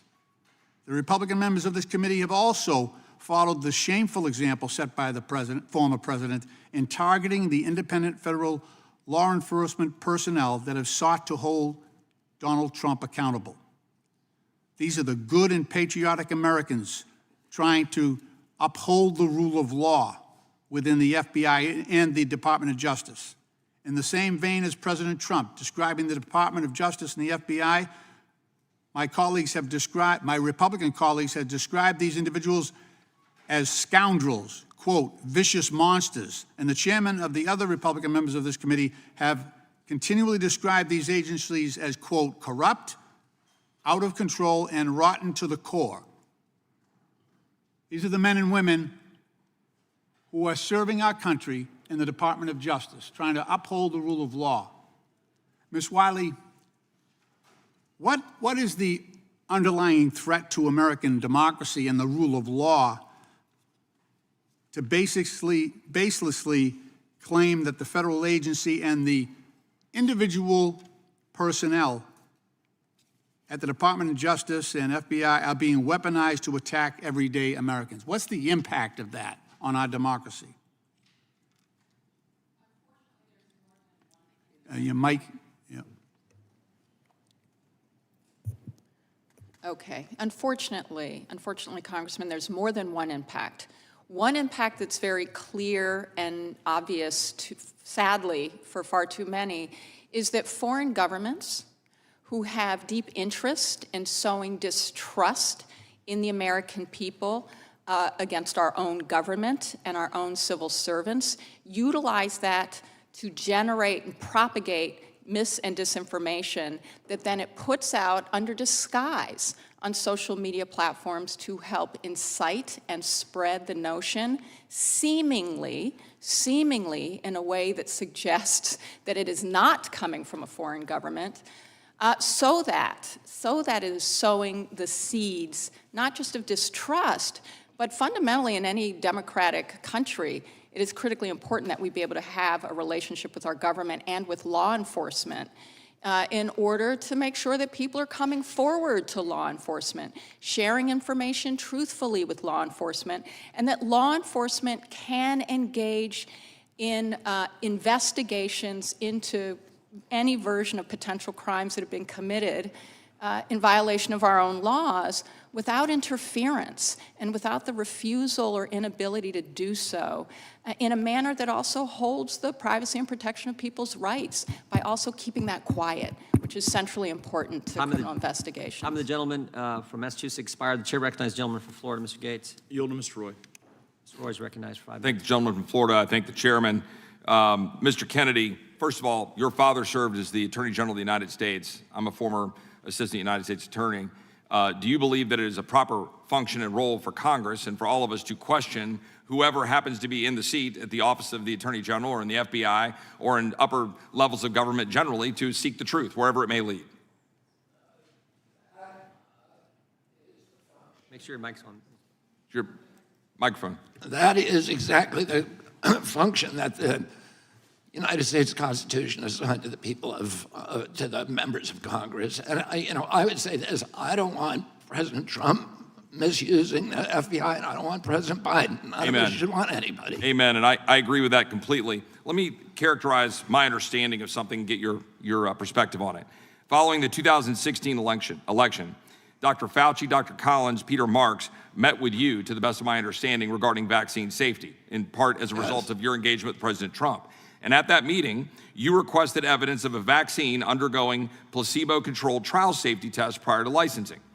After making a show of looking for the document, Dr. Fauci informed you, to the best of my understanding, that the document was back in Bethesda and that he would eventually send the document to you. The document, to the best of my knowledge, was never sent, and that you sued HHS for documents showing and trying to figure out the truth of the matter, and that you found that not one study was done on pre-licensing safety testing for COVID vaccines. After a year, HHS finally sent you a letter stating, we don't have any. This means, to the best of my understanding, that nobody knows the risk profiles for these products or whether they avert more harm than they cause. And as a result, there's no real science behind these statements, but rather guesswork. Is that a fair characterization of what you've experienced? That is a fair characterization. We had looked for many years to find a pre-licensing safety trial of any of the 72 vaccines doses that are now essentially mandated. They're recommended, but that's effectively mandated for American children, and we have not been able to find any. And every other medication requires, prior to licensing by FDA, that the company perform a safety trial that compares health outcomes in a placebo group and a similarly situated vaccine group. My assumption was that was done for vaccines. We found out that it hadn't been, that it was not, they were exempt. And I made that statement publicly. Dr. Fauci contradicted me, and when President Trump ordered him to meet with me, him and Francis Collins and a group of my colleagues, I said to them at that time, you've said publicly that I've been dishonest about that. Can you show us a single pre-licensing safety trial, placebo-controlled safety trial for any of the 72 vaccines required for American children? And he made that show of looking through a file, and he said, well, they're back in Bethesda. And I said, well, you send them to me. And I never heard from him again, so we sued the HHS under the Freedom of Information Law. After a year of litigation, they sent us a letter which is posted on CHD's website that acknowledges that they are now not able to locate a single pre-licensing safety trial, placebo-controlled, for any of the vaccines that are now mandated for children. These are zero liability vaccines. And so if I might interject in just limited time, and I hope you can expand on that further. I know my friend from Kentucky, Mr. Massey, will probably expand on this later, but your uncle, Senator Ted Kennedy, was a pretty strong opponent of sweeping immunity from liability for manufacturers of vaccines. And did he not introduce an amendment to repeal the so-called PrEP Act, the Public Readiness and Emergency Preparedness Act, when he was a senator? Yes, he did. And, the immunity which was passed in 1986, neither the Republicans or Democrats wanted it. Ronald Reagan at that time, who signed the bill, said, and Wyeth was the company that was pushing it, and they were saying that they were losing $20 in downstream liabilities for every dollar that they made in profits from vaccines. They were going to get out of the business if they were not granted immunity. Ronald Reagan said to them at that time, why don't you make the vaccines safe? And Wyeth said, because they're unavoidably unsafe, which is true of most medicines. I'm not anti-vaccine, but I think we need to be honest and we need to have good science. That's all I've ever argued. And closing out my time here, I would just say this. My father had polio.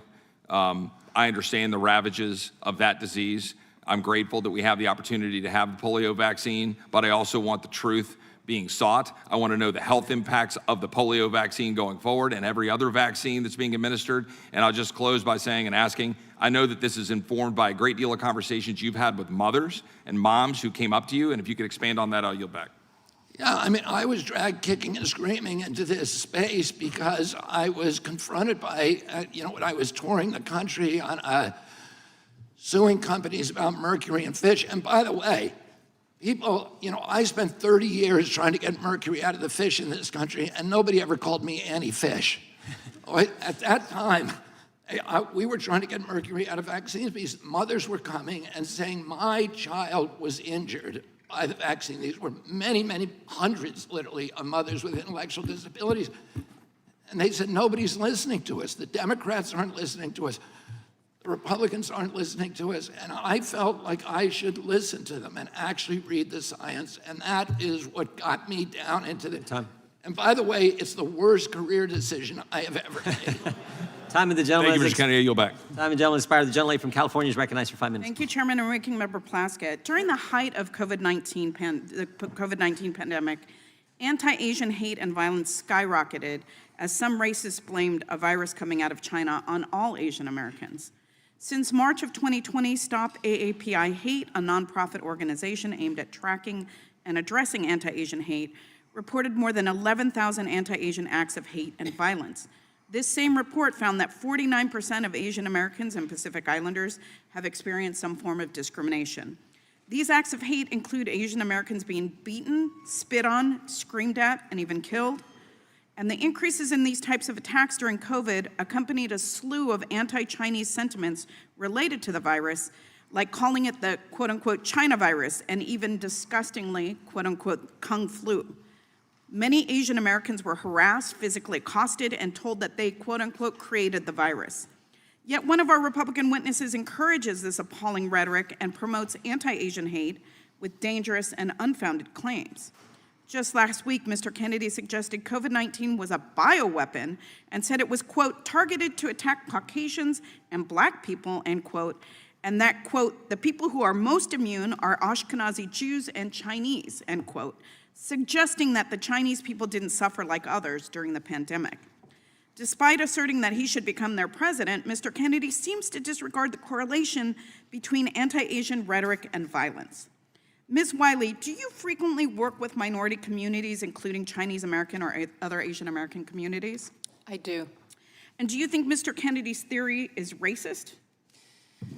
I think that Mr. Kennedy's statements fuels the theories that suggest that there's a biology to race and that therefore we can actually identify people in communities as possibly either being benefited by or being people who are not sharing the same interests and needs as the rest of us. And yes, that has served to drive hate and bias, and sadly, including violent incidents.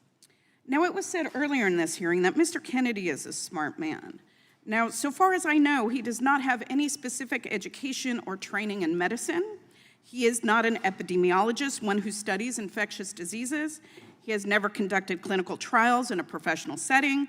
He has never done scientific research in a professional laboratory and published scientific findings in a peer-reviewed publication. Ms. Wiley, what kind of harm does someone with absolutely no medical training or knowledge do when they espouse unfounded anti-Asian vaccine theories during a fraught time like COVID? One of the things that happened in this historic pandemic was that there was certainly a need to get on top of very quickly what the science said. I am not a scientist either.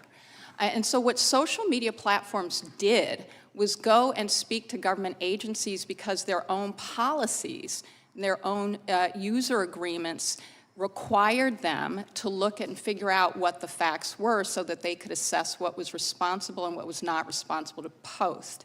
I say that because it was incredibly important to ensure that people were getting real-time information as possible, but also ones that really demonstrated what all of us need, rather than where and how we should ascribe blame or where and how we should consider who benefits and who doesn't, because we were all harmed.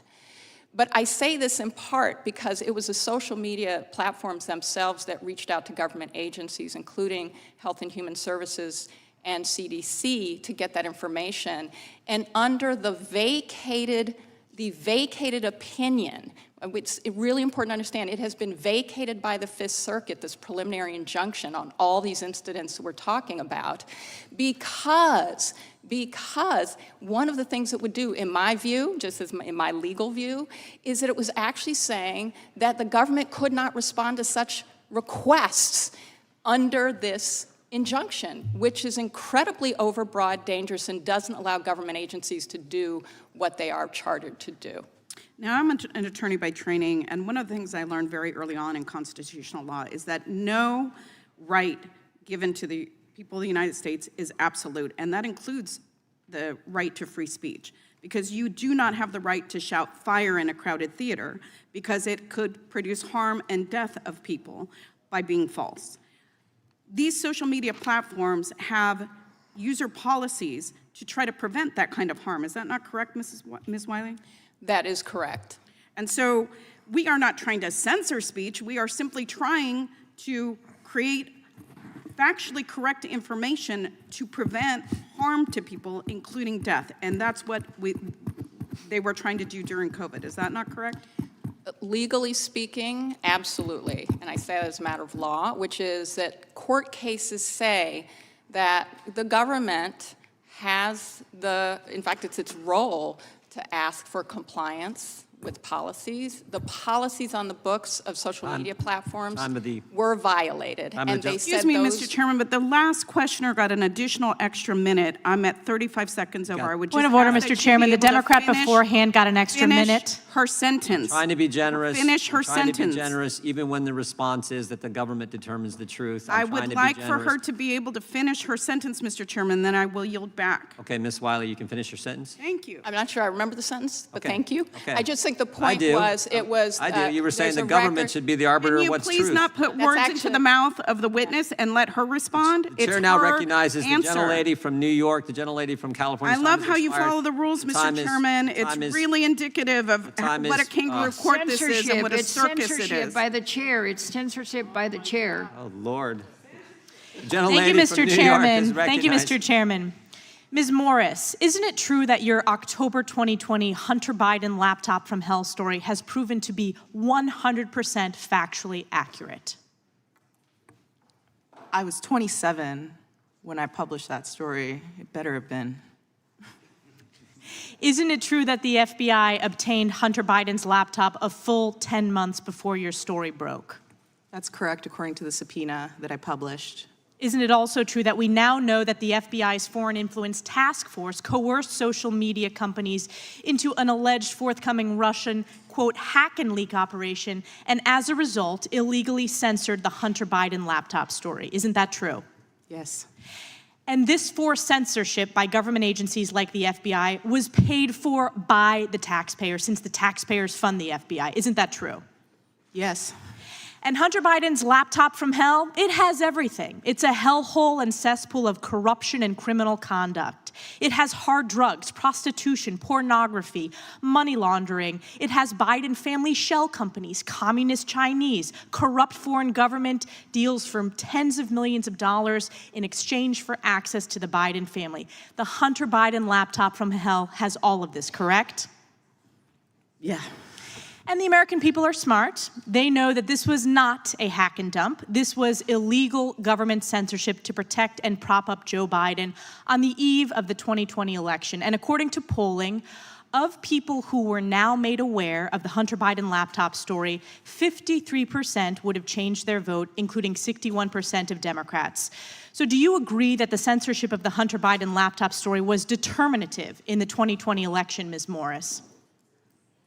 Yeah, there are various polls that say that that there would have been a change in the outcome of the election, and obviously it's immediately relevant to a decision on who to vote for, so obviously. And do you believe that this government censorship was election interference? Yes, any censorship of speech prevents your ability to think clearly. Yes, of course, yes. And Mr. Kennedy, I want to turn to you. You've heard me lay out this example of egregious and illegal government censorship. You have been censored yourself. Do you believe that government censorship is a form of election interference? I think democracy is dependent on the free flow of information. And if that information is distorted, if the public is lied to, then it interferes with election. And by the way, it interferes with public health.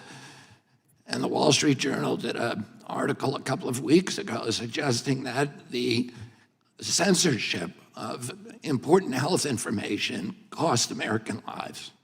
And Mr. Kennedy, I want to ask you specifically about the Hunter Biden laptop story. The total blackout on all social media outlets as well as telecom. You couldn't text the link to the Hunter Biden laptop story. This specifically was a form of election interference by the U.S. government in the 2020 election. I don't know enough about it. I know that there was censorship on that story and other stories that, presumably could have changed people's minds about the election. And we know the polling demonstrates that now. People have said they would have changed their vote had they been made aware of the Hunter Biden laptop story. Isn't that correct? I am not aware of that, but I'm not surprised. Mr. Sauer, I want to turn to you. I want your reflection on this form of government censorship, specifically in the 2020 election, as a form of election interference, and what I believe is some of the, most egregious political scandals that, I will live through in my lifetime. Mr. Sauer, what are your reflections? I strongly agree with your characterization of that form of censorship as election interference. The evidence in our case strongly supports that. It strongly supports, and actually we have judicial findings now, that the suppression of the Hunter Biden laptop story was done at the instigation of federal officials in the FBI at a very high level of that organization. It was an orchestrated campaign of deception that was anticipatory. It was planned in advance, and it was, I think, consummated with the testimony that I hadn't seen before that's been put up today from Ms. Demlow, characterizing how, at the very end, the FBI then clammed up at the last minute after spending months of seeding the record in these endless, ceaseless meetings with social media platforms about there's a hack and dump coming, it's going to involve Hunter Biden. Then when it actually came, they said, well, no comment. Our judge focused on that particular issue as kind of the coup de grace in this form of election interference. Thank you. My time's expired. Mr. Chairman, point of order. I have a unanimous consent request. The young lady from California is recognized for unanimous consent. My majority counterparts have repeatedly cited a district court opinion from Louisiana, and I would like to introduce for the record the Fifth Circuit order staying that opinion almost as soon as it was issued. Objection. The chair now recognizes the gentlelady from... Point of order, Mr. Chairman. Gentleman from New York is recognized. The distinguished gentlelady from New York mentioned a poll. I would just ask that she identify what poll that is, and if we could enter it into the record. I'm sure she'll be happy We to will do submit that. it for the record. Can you identify what it is? Sure, I will submit it for the record, and you'll be able to review it. We'll get it. The chair now recognizes the gentlelady from Florida, Ms. Wasserman-Schultz. Good job. Thank you, Mr. Chairman. Mr. Chairman, we respectfully requested that you rescind Mr. Kennedy's invitation to appear here due to his repeated and very recent statements that spread dangerous anti-Semitic and anti-Asian conspiracy theories and attempted to move into executive session because House rules prohibit public testimony that degrades or defames people. His reckless rhetoric helped fuel anti-Semitic incidents, which for the record are at the highest level in the United States since 1970.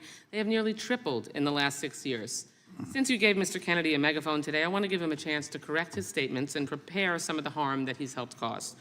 Mr. Kennedy, you're well educated, so yes or no, please. Are you aware that for centuries Jews have been scapegoated and blamed for causing illnesses like Black Plague and more recently COVID? I am. Those are known as blood libel, and they are one of the worst and most disturbing parts of human history. Good. I'm glad to know that, of course, that you acknowledge that. Of course, it's true and well documented that this pernicious form of anti-Semitism led to centuries of discrimination, even horrific pogroms and massacres, and it still fuels deadly violence today. Yet last week, you floated a baseless conspiracy theory that the coronavirus was bioengineered to target Caucasians and Black people, but to spare Ashkenazi Jews and Chinese people. Mr.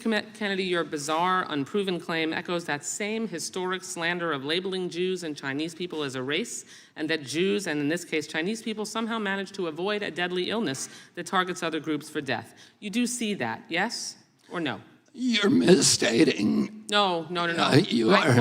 I quoted what you said earlier, and it is directly what you said. So just ask me yes No, or no. I was describing an NIH-funded study. No, you didn't cite any. I was describing an NIH-funded study by Cleveland Clinic scientists. Reclaiming my time. You did not reference reclaiming my published time. in USC Mr. Medical, Chairman, which is one. The time is mine. I'm reclaiming it. Please ask the witness to stop talking. You asked me a question. Reclaiming. Allow me to answer my question. Mr. Chairman, I'd like about 10 seconds back. The time belongs. You are slandering me incorrectly. You're saying it's dishonest. Time belongs to the gentlelady from Florida. Florida. Defend myself. Mr. Time Chairman, belongs to the gentlelady from Florida. I'd like 15 seconds back. We will Mr. be happy to Chairman. give you that. Thank you so much. You did not cite any study like you are citing here now during that conversation. You referenced no study at all. You simply labeled Jews and Chinese people as a race, and you also said that somehow they managed to avoid a deadly illness that targets other groups for death. You don't see that? You're trying to rewrite history here. A few months ago, Mr. Kennedy, you compared COVID public health policies to barbaric, murderous tactics of Nazi Germany, saying that Jewish people in Nazi Germany had more freedom than Americans facing COVID health restrictions. In hindsight, Mr. Kennedy, do you reject this absurd and deeply hurtful and harmful comparison, or do you still stand by it? Congressman, what you are saying is a lie. That you said it.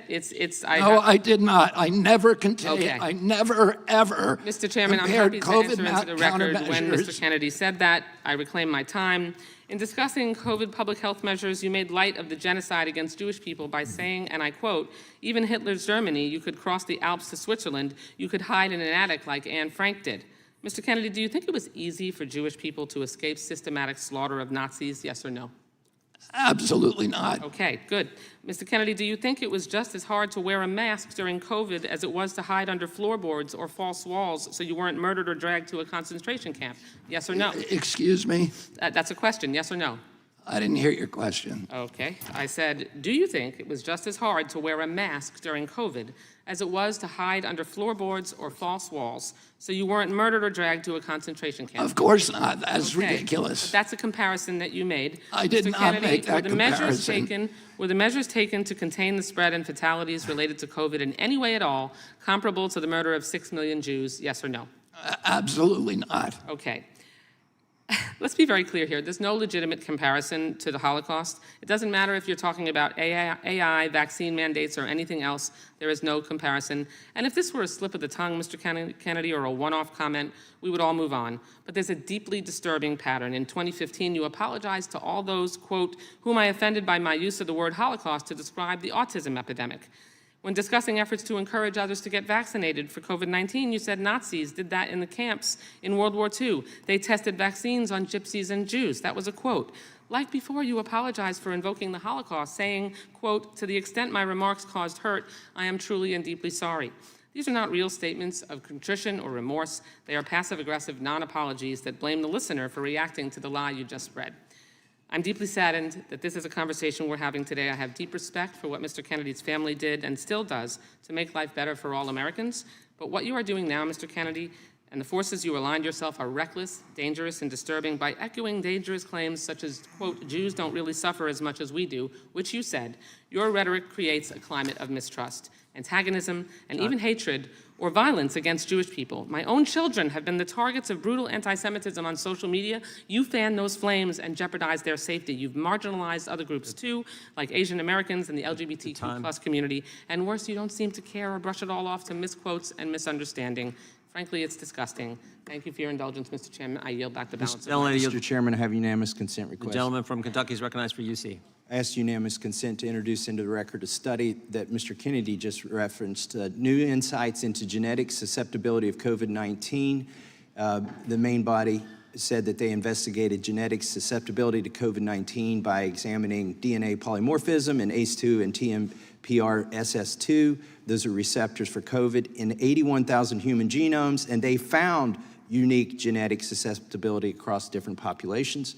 I have another document that I would like to ask unanimous consent. Without objection. to submit, and this is from the FDA review of efficacy and safety of Pfizer-BioNTech COVID-19 vaccine. This is dated December 10th, 2020, and it shows that the Pfizer trial and the USDA broke down the effectiveness of the vaccine into 7 different racial categories, because this was also a concern of theirs, and it would frankly be delinquent not to study the effects across the But different Mr. races. Kennedy said it was bioengineered to without target Time blacks and belongs to Caucasians. the gentleman from Utah And is spare recognized for 5 whites, minutes. and spare Ashkenazi Jews and Chinese people. That is different than Time any of belongs those to the studies gentleman looked from at. Utah. Thank you, claiming my time. Mr. Kennedy, you've had some accusations thrown at you today. I'm going to ask my questions briefly and give you a chance to respond to that at the end of my time here. Ms. Wiley, if I could talk to you.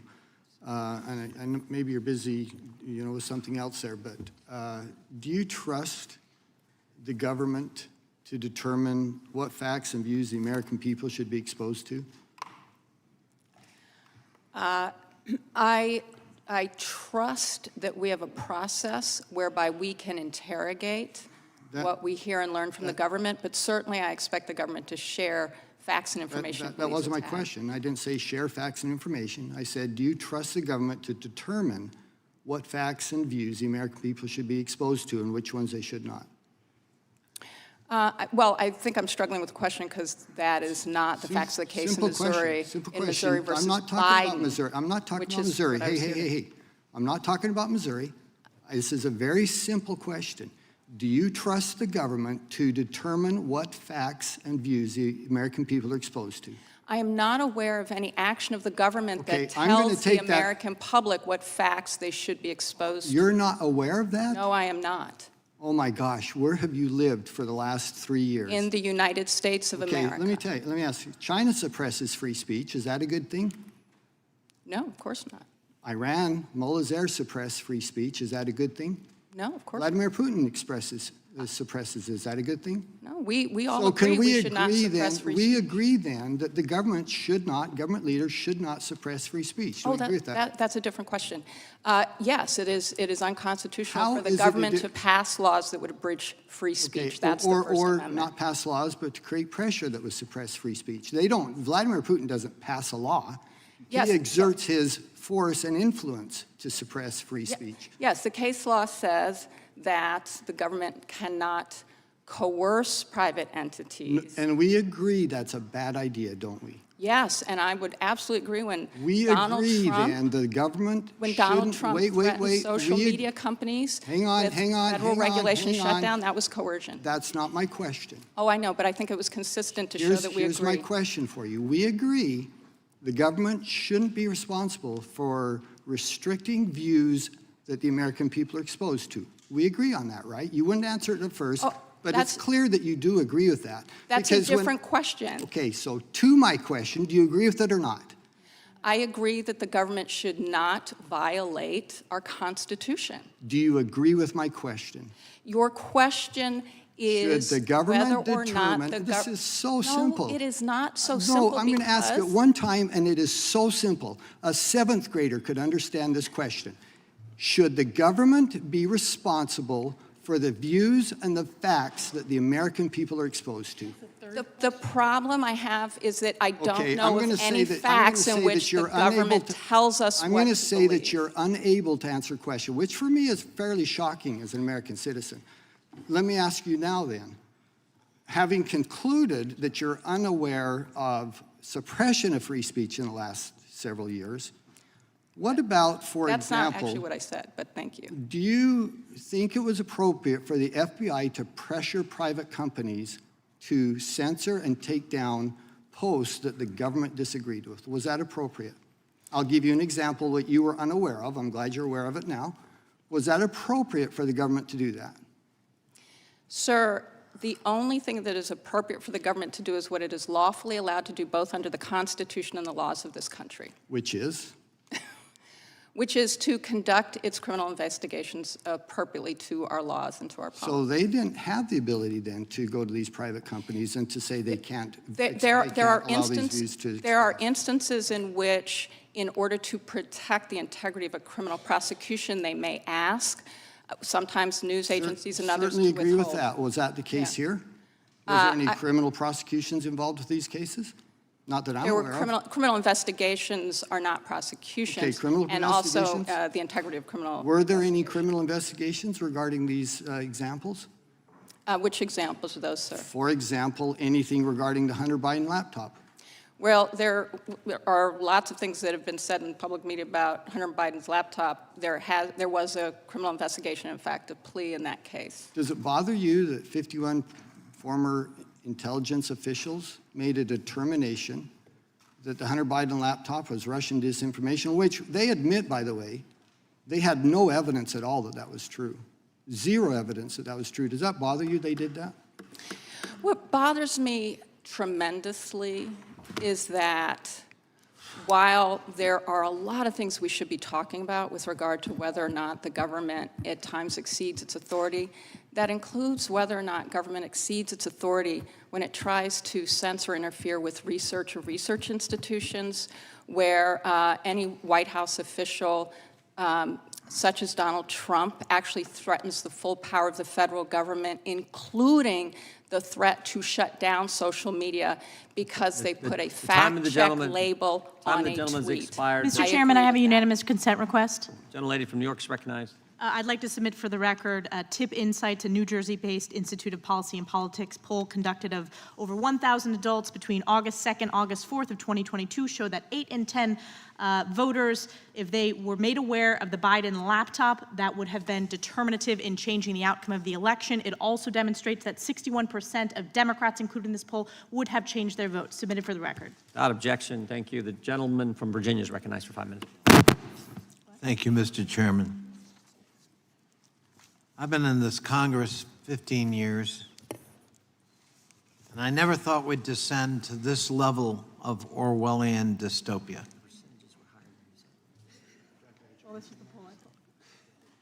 Suddenly, the tools of the trade are not to get at the truth, but to distract, distort, deflect, and dissemble. To disagree is censorship.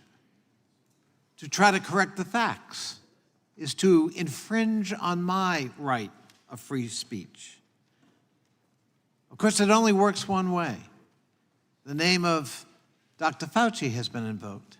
I'd love to have him here as a witness to describe his travail in being censored. But of course, with that right-wing censorship comes intimidation and threat and intimations of violence. And a wink blink that, by the way, violence, can be justified. The violence, for example, here on January 6th has been explicitly excused by some of my colleagues on the other side of the aisle as a bunch of tourists who got a little out of hand, a little overexcited. 5 are dead, including my constituent, Capitol Hill police officer, who died the next day from the trauma and shock of that experience. And ironically, talk about free speech and duty, he voted for Donald Trump. But his duty was to be here that day. Often a scolding.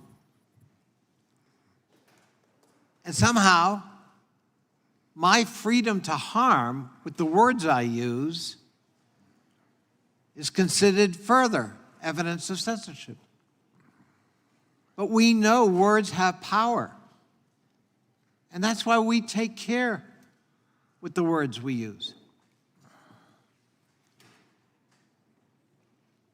We have mass killings in America. We buried people recently at Pittsburgh because of their identity.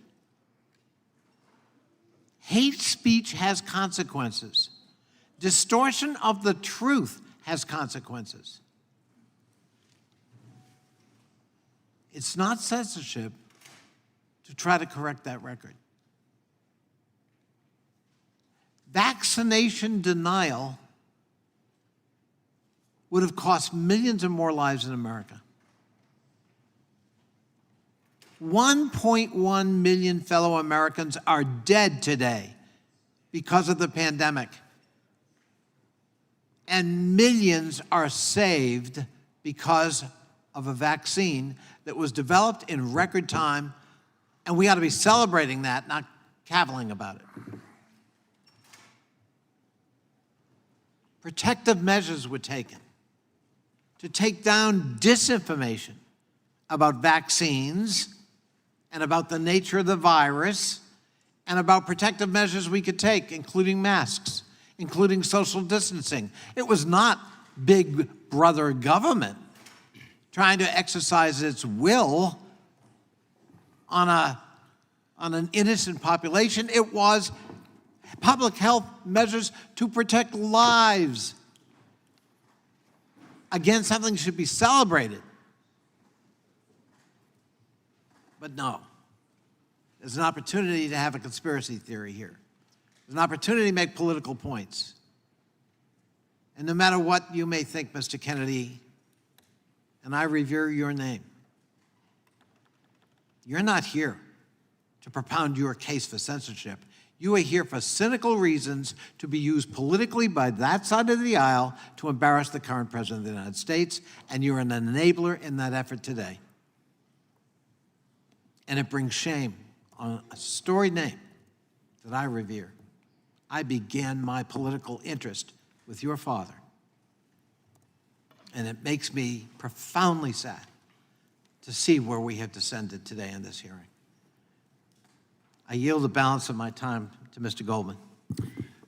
Thank you, the distinguished gentleman from Virginia. We don't have a lot of time to dig into questions, but I would just note for my colleagues on the other side of the aisle who are former prosecutors, you well know that the opinions of a journalist don't amount to actual evidence of anything, and it is a sign of the desperate attempt to satisfy your conspiracy theories that you're bringing a fringe right Gentleman's out of reporter time. to provide evidence of for your investigation, and I yield back. Gentleman yields back. The chair now recognizes Mr. Johnson from Louisiana. I'm so grateful for that segue from Mr. Golden, because we're about to talk about hard evidence here.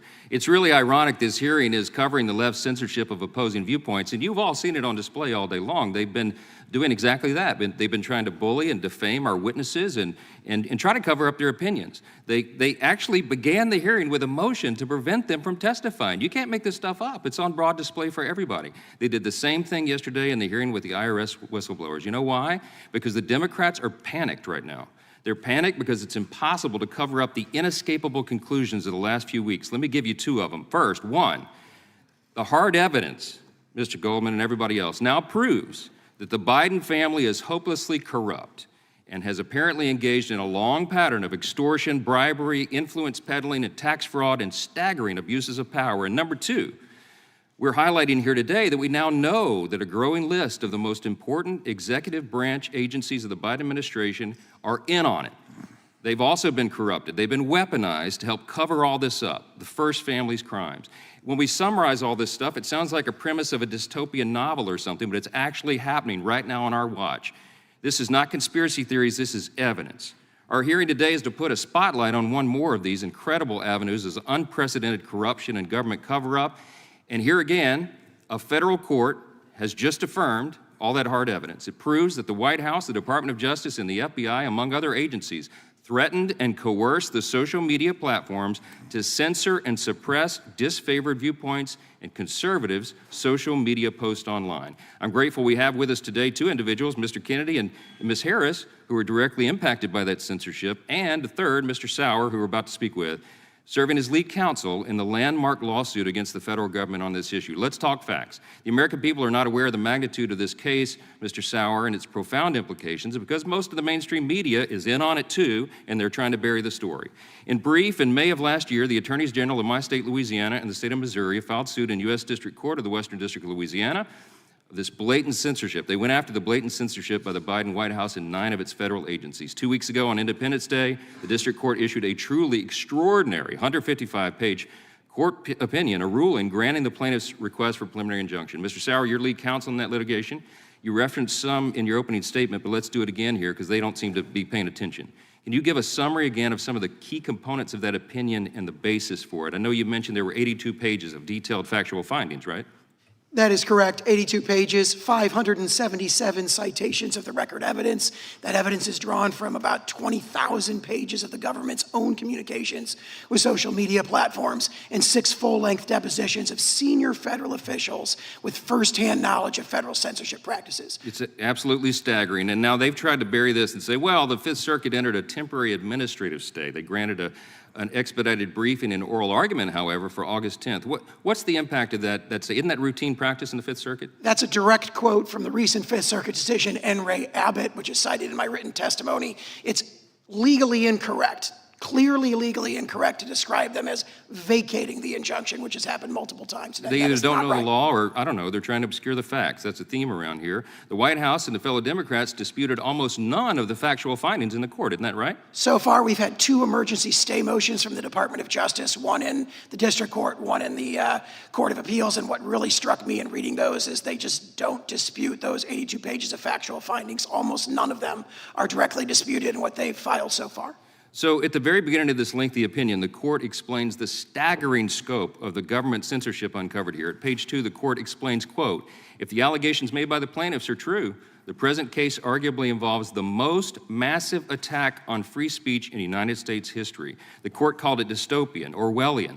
How broad has this attack been? How many Americans have been censored, do you think? There's judicial findings again and again in the opinion of millions of American voices silenced by these efforts. And it had profound impacts. We know, we just saw the poll and the data that's been entered here, facts, not conjecture, that it probably changed the outcome of the election. The court noted that they suppressed, among other topics, the Hunter Biden laptop story. And the court noted, not you, not me, not Republicans, that millions of Americans were not exposed to that story. Had they been, we know they might have voted differently. We'll never be able to unwind history, but wow, I mean, the profound impacts. What are some of the other categories of speech that the government suppressed with its unconstitutional scheme? Well, the court made findings on that. I just quote them: opposition to COVID-19 vaccines, opposition to COVID-19 masking and lockdowns, the lab leak theory of COVID-19, opposition to President Biden's policies, statements that the Hunter Biden laptop story was true, opposition to the policies of government officials in power. All were suppressed. And that's just some examples, many other examples in the court's findings and in the discovery in the case. I so wish I weren't out of time. I yield back. The gentleman yields back. The chair now recognizes Mr. Allred from Texas for his 5 minutes. Thank you, Mr. Chairman. I yield my time to Ms. Plaskett. I thank the gentleman from Texas. Mr. Kennedy's and others here are claiming that they've been censored, but they actually have a huge megaphone. The rules that my colleague tried to bring up were rules that the Republicans made at the beginning of this Congress. They did not allow the Democrats to be part of that. And one of those rules was that if information or testimony might potentially defame an individual, that we would go in executive session. No one was trying to stop him from testifying, but not to give him the megaphone that this group has allowed him to have. I also note, in terms of censorship, that the far-right media has already issued articles about me playing the race card.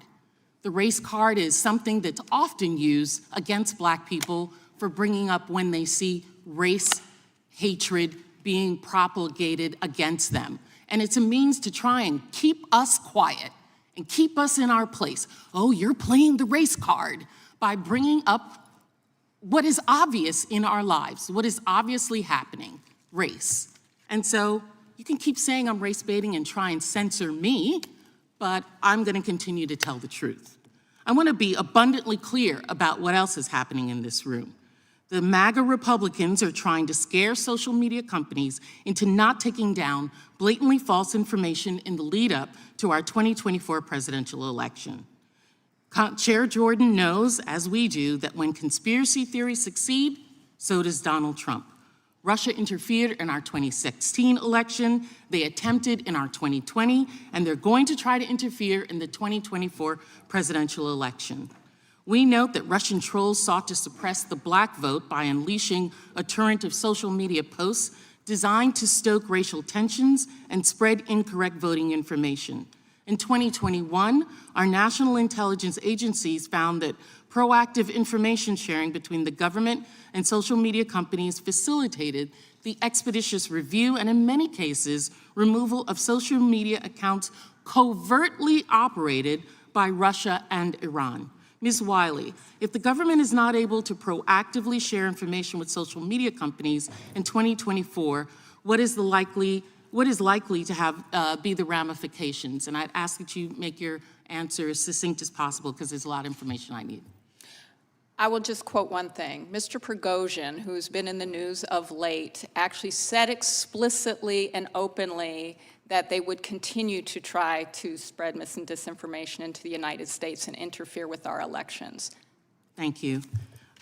They know that Russian interference, that is, the MAGA Republicans know that Trump benefits when Russia interferes.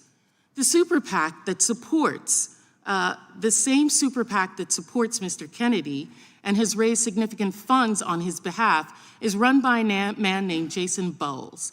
Here's Jason Bowles' Twitter profile, as you can see up on the screen. Jason Bowles isn't just a MAGA supporter. He also ran the super PAC for MAGA Republicans Marjorie Taylor Greene, Lauren Boebert, George Santos, and in 2022, he supported Herschel Walker. So the person behind Mr. Kennedy's super PAC is an individual who personally and professionally wants the Republican Party to succeed. Yet, Mr. Kennedy is running as a Democrat. Ms. Wiley, will it benefit Mr. Kennedy as well as the other individuals that are supported by the super PAC if social media companies are less able to detect and, if needed, if they determine that it's needed, to remove Russian covert information designed to suppress votes in this country? It is possible. Thank you. I yield back. Can I yield the remainder of the time? Gentlelady yields back. I now recognize Mr. Stubbe from Florida for his 5 minutes. Mr. Kennedy, do you want to respond to that? Can you do that quickly? Yeah, I've never heard of Mr. Bowles, and I've never heard of that super PAC. This is typical of the accusations against me at this hearing. They are baseless. Every single one I've been subjected to a parade of defamations. If I believe those things about myself, I wouldn't want to hear me either and want to gag me and lock me in a room somewhere. But none of those are true, and they were all of this parade of accusations and defamations were made against me in a way that was calculated to make sure that I could not respond to any of them. Every one of them I'd like to respond to, but I was not allowed to. To further the disinformation going on, Ms. Wiley, in response to a question, you stated that the decision in Missouri v. Biden was vacated by the appellate court. Is that correct? I did, and I want to correct that because Mr. Sauer is right. The appropriate word is stayed. Administratively stayed. So it hasn't been vacated or dismissed like Mrs. Sanchez It's said. stayed, which means it cannot be implemented right now. Okay, because I didn't want us to censor your disinformation that you stated as a factual assertion earlier. So I did misspeak, and I apologize. Thank you for clarifying that for us. And to talk about more evidence about, I think it's interesting.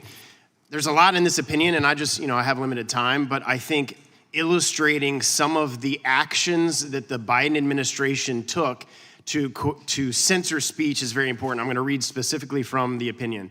Explicit threats are an obvious form of coercion, but not all coercion needs be explicit. I'm on page 97 of the opinion. The following illustrative specific actions by defendants are examples of coercion exercised by the White House defendants.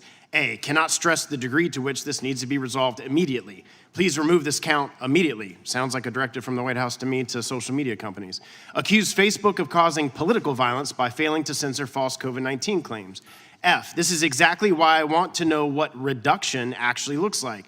If reduction means pumping our most vaccine-hesitant audience with Tucker Carlson saying it does not work, then I'm not sure it's reduction, implying that they're reducing the information on that. Questioning how the Tucker Carlson video had been demoted since there were 40,000 shares. Wanting to know why Alex Berenson had not been kicked off Twitter because Berenson was the epicenter of disinformation and radiated outward to the persuadable public. And I'm just skipping through here. I'm not even going through all these. Flatterly stated, not to sound like a broken record, but how much content is being demoted and how effective are you at mitigating reach and how quickly? Flattery told Facebook, are you guys effing serious? I want an answer on what happened here and I want it today. Sounds like a pretty explicit threat to me. Letter M, White House Press Secretary Psaki stated, and I quote, "We are in regular touch with these social media platforms, and those engagements typically happen through members of our senior staff, but also members of our COVID-19 team. We're flagging problematic posts for Facebook that spread disinformation." Psaki also stated, one of the White House asks of social media companies was to create a robust enforcement strategy. Oh, Psaki stated on the February 1st, 2022 White House press conference that the White House wanted every social media platform to do more to call out misinformation and disinformation and to uplift accurate information. Another one, "Hey folks, wanted to flag the below tweet and I'm wondering if we can get moving on the process of having it removed ASAP."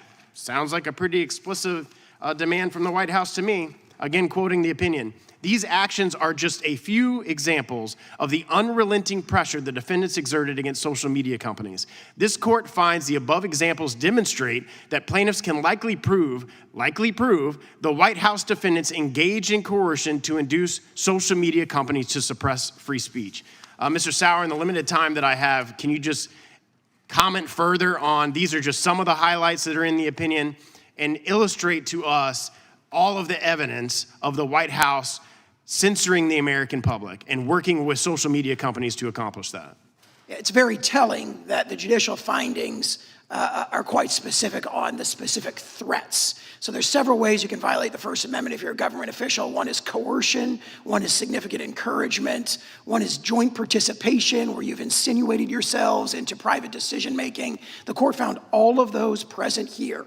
And with respect to those White House communications, there's a series of specific judicial findings that these statements were threatening. They were threatening adverse legal consequences. There's multiple findings, for example, that White House spokesperson Psaki's public statements explicitly linked the threat of adverse legal consequences to the White House's demands for censorship, which we didn't know at the time, but now know were being very aggressively peppered on the social media platforms while she was making those public statements. So you have public statements from the White House. Also, White House Communications Director Bedingfield, there's a very specific judicial finding on that. Threatening adverse legal consequences in public if there's not greater censorship. And in private, you've got Rob Flaherty, Andy Slavitt, other White House officials saying, take this down, do more to take down borderline content. Time of the gentleman has expired. Mr. Chairman, I have unanimous consent request. Gentleman from Louisiana. There's a lot of talk about this preliminary injunction, so I'd like to enter into the record a 155-page court opinion, the memorandum ruling on request for preliminary injunction in the matter of State of Missouri and Louisiana v. Biden from the U.S. District Court, Western District, Louisiana, Monroe Division, and also the Fifth Circuit's administrative stay, which does not address the merits. I yield back. Without objection. Mr. Chair, I'd like the unanimous consent to enter into the record an article that states RFK Jr. Super PAC has deep ties to Marjorie Taylor Greene, George Santos, which discusses the Super PAC titled Heal the Divide, which states that only Robert F. Kennedy Jr. can unite the nation and start healing America, and also discusses Mr. Kennedy's discussions with Mr. Trump about working in his administration. Without objection, the chair now recognizes the gentlelady from Texas, I believe is that the cue? Thank you. Ms. Garcia, you recognize. Thank you, Mr. Chairman. And I live in Houston, but I was born and raised in rural South Texas. And shamefully, rural South Texas and all of rural Texas has been utterly devastated by COVID-19. In fact, only 56% of rural Americans are fully vaccinated versus almost 70% of their urban counterparts. And we know that being unvaccinated makes you up to 17 times more likely to die of COVID compared to people who are vaccinated and boosted. A recent study found that nearly 2,000 lives could have been saved in Texas if it had reached the vaccination levels of places like Vermont or Connecticut. However, today, despite the horrific COVID-19 tragedies, and thank you for describing those refrigerated morgues, if you will, because that was horrible to even see, but I'm sure there's some deniers, just like that deny the climate that even happened. But these tragedies have also plagued rural South Texas and families all around the country, but yet we give a platform to one of the biggest spreaders of anti-vaccine propaganda in the country. He has claimed that vaccines have caused widespread death. They have not. He has claimed that vaccines are unsafe for pregnant people. They are not. He has claimed that vaccines cause autism. They do not. He has even suggested that vaccines implant government-controlled microchips into patients. They do not. As crazy as Mr. Kennedy's theories are, he has been able to effectively spread false medical information throughout our communities due to his prestigious family's name, his deep pockets, and his websites that publish patently false health and medical information. By inviting him here today, extreme MAGA Republicans elevate a man who tells others that vaccines aren't safe, but vaccines his own children for protection. And it was noted earlier, even asked guests to his party to be vaccinated. 3 million lives were saved by the COVID-19 vaccine. And if anti-vaccine advocates like Mr. Kennedy did not continuously flood our communities with false health and medical information, more lives could have been saved. Ms. Wiley, thank you for your opening remarks, because that was the reality that New York and so many communities across the country faced. We know that sensational false information spreads much faster than accurate information. From your personal experience, is that true?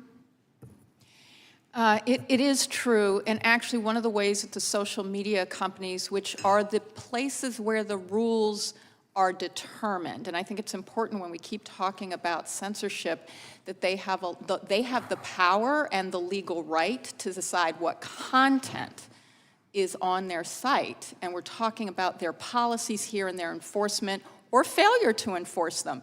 We've actually raised alarm bells at the Leadership Conference for Civil and Human Rights about the fact that they have not sufficiently enforced their own policies, and that this has led to harm, very dangerous harm, which we've talked about. But I just want to point this out as well. The social media companies actually use algorithms. It's to elevate content that it finds draws users. And that's why there is research that shows, far from suppressing right-wing and extremist speech, that actually the algorithms used by social media has elevated them.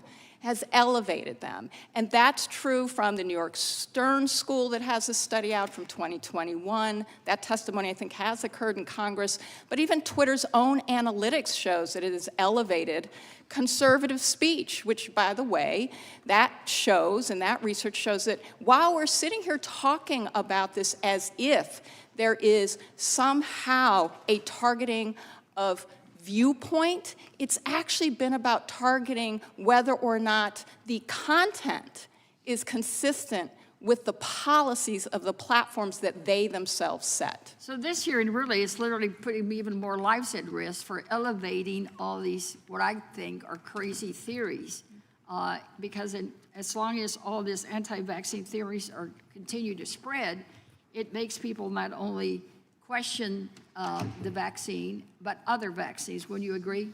I would, and I also want to say it also occurs in our democracy in terms of voting. Mis and disinformation about whether or not voting laws are being violated and whether individuals are violating them have led to death threats. That is also in violation of the social media policy. The gentlelady has expired. The chair now recognizes the gentlelady from Wyoming, Ms. Hagan, for 5 minutes. I got a death threat after the last weaponization hearing. Time belongs to the gentlelady from Wyoming. I want to thank you, Mr. Sauer, Ms. Morris, and Mr. Kennedy, for your courage, for your willingness to be the tip of the spear to protect all of our First Amendment rights. Mr. Sauer, I don't know if you watched the testimony from Christopher Wray last week, but he testified and admitted that the FBI was continuing to meet regularly with social media companies up until the very moment that the injunction was issued by the district court judge. What that tells me is they're not stopping. They're going to continue to try to further the censorship industrial complex as long as they can, and will continue to attempt to violate our First Amendment rights. We all must be vigilant. Ms. Morris, I want to focus on you today. I don't think that we've talked enough about the freedom of the press, but it's also included in the First Amendment and is as important as any other First Amendment right that we have. I want to thank you for your testimony today, and we all know that the First Amendment is a core fundamental right. Within its protection of the free is the protection of the free press against infringement by the government. Free press has been an institution in this nation which dates back to even before America existed. Americans have always relied on the media to remain informed about the workings of their government and events in the world. This is why the press is often referred to as the fourth branch, using the rights secured by the Constitution as a fourth check on the three branches of government. Ms. Morris, before a majority presidential election, you were prepared to release a factual report about one of the candidates. One would think that the information in your report would be of interest to the American people to understand the integrity of the candidates who are asking for their support and their trust. The facts have been laid out by you and this committee of how the FBI worked with social media to alter their perception of what your story was and to change their policies to censor it. Ms. Morris, your story was obviously groundbreaking news. And as we have learned and uncovered additional information over the intervening 2 years, I can say with confidence that what has been going on with the Biden family is absolutely horrific and undermines the very foundation of our country and the integrity of the people in the highest elected and appointed offices in this country. But it's now, we know that you were correct in what you were going to be reporting.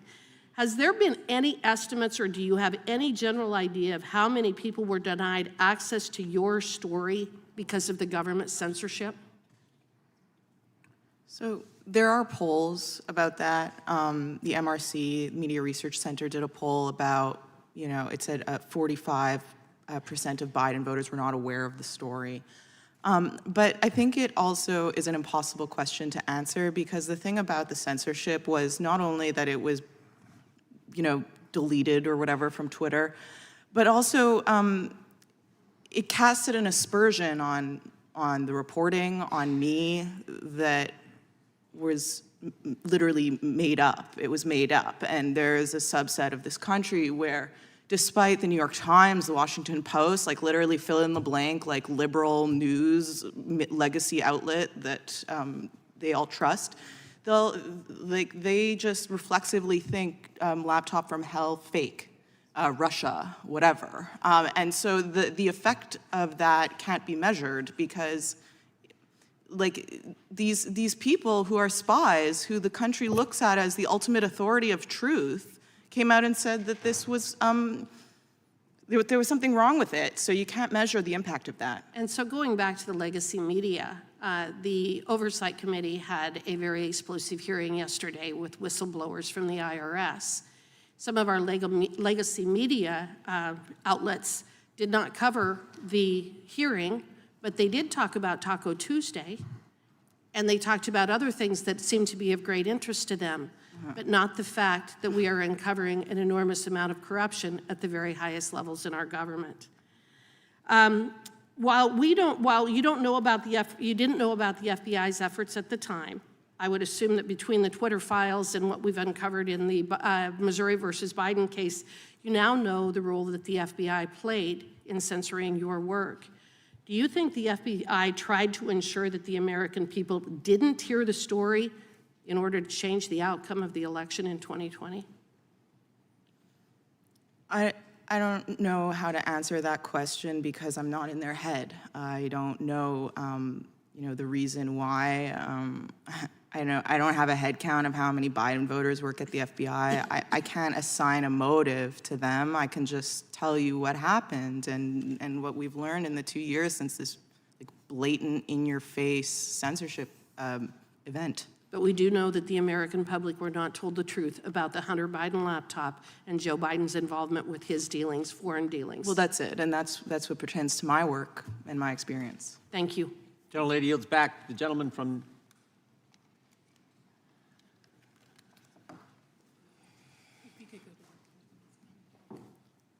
the chair now recognizes the gentlelady from Florida, Ms. Kamick.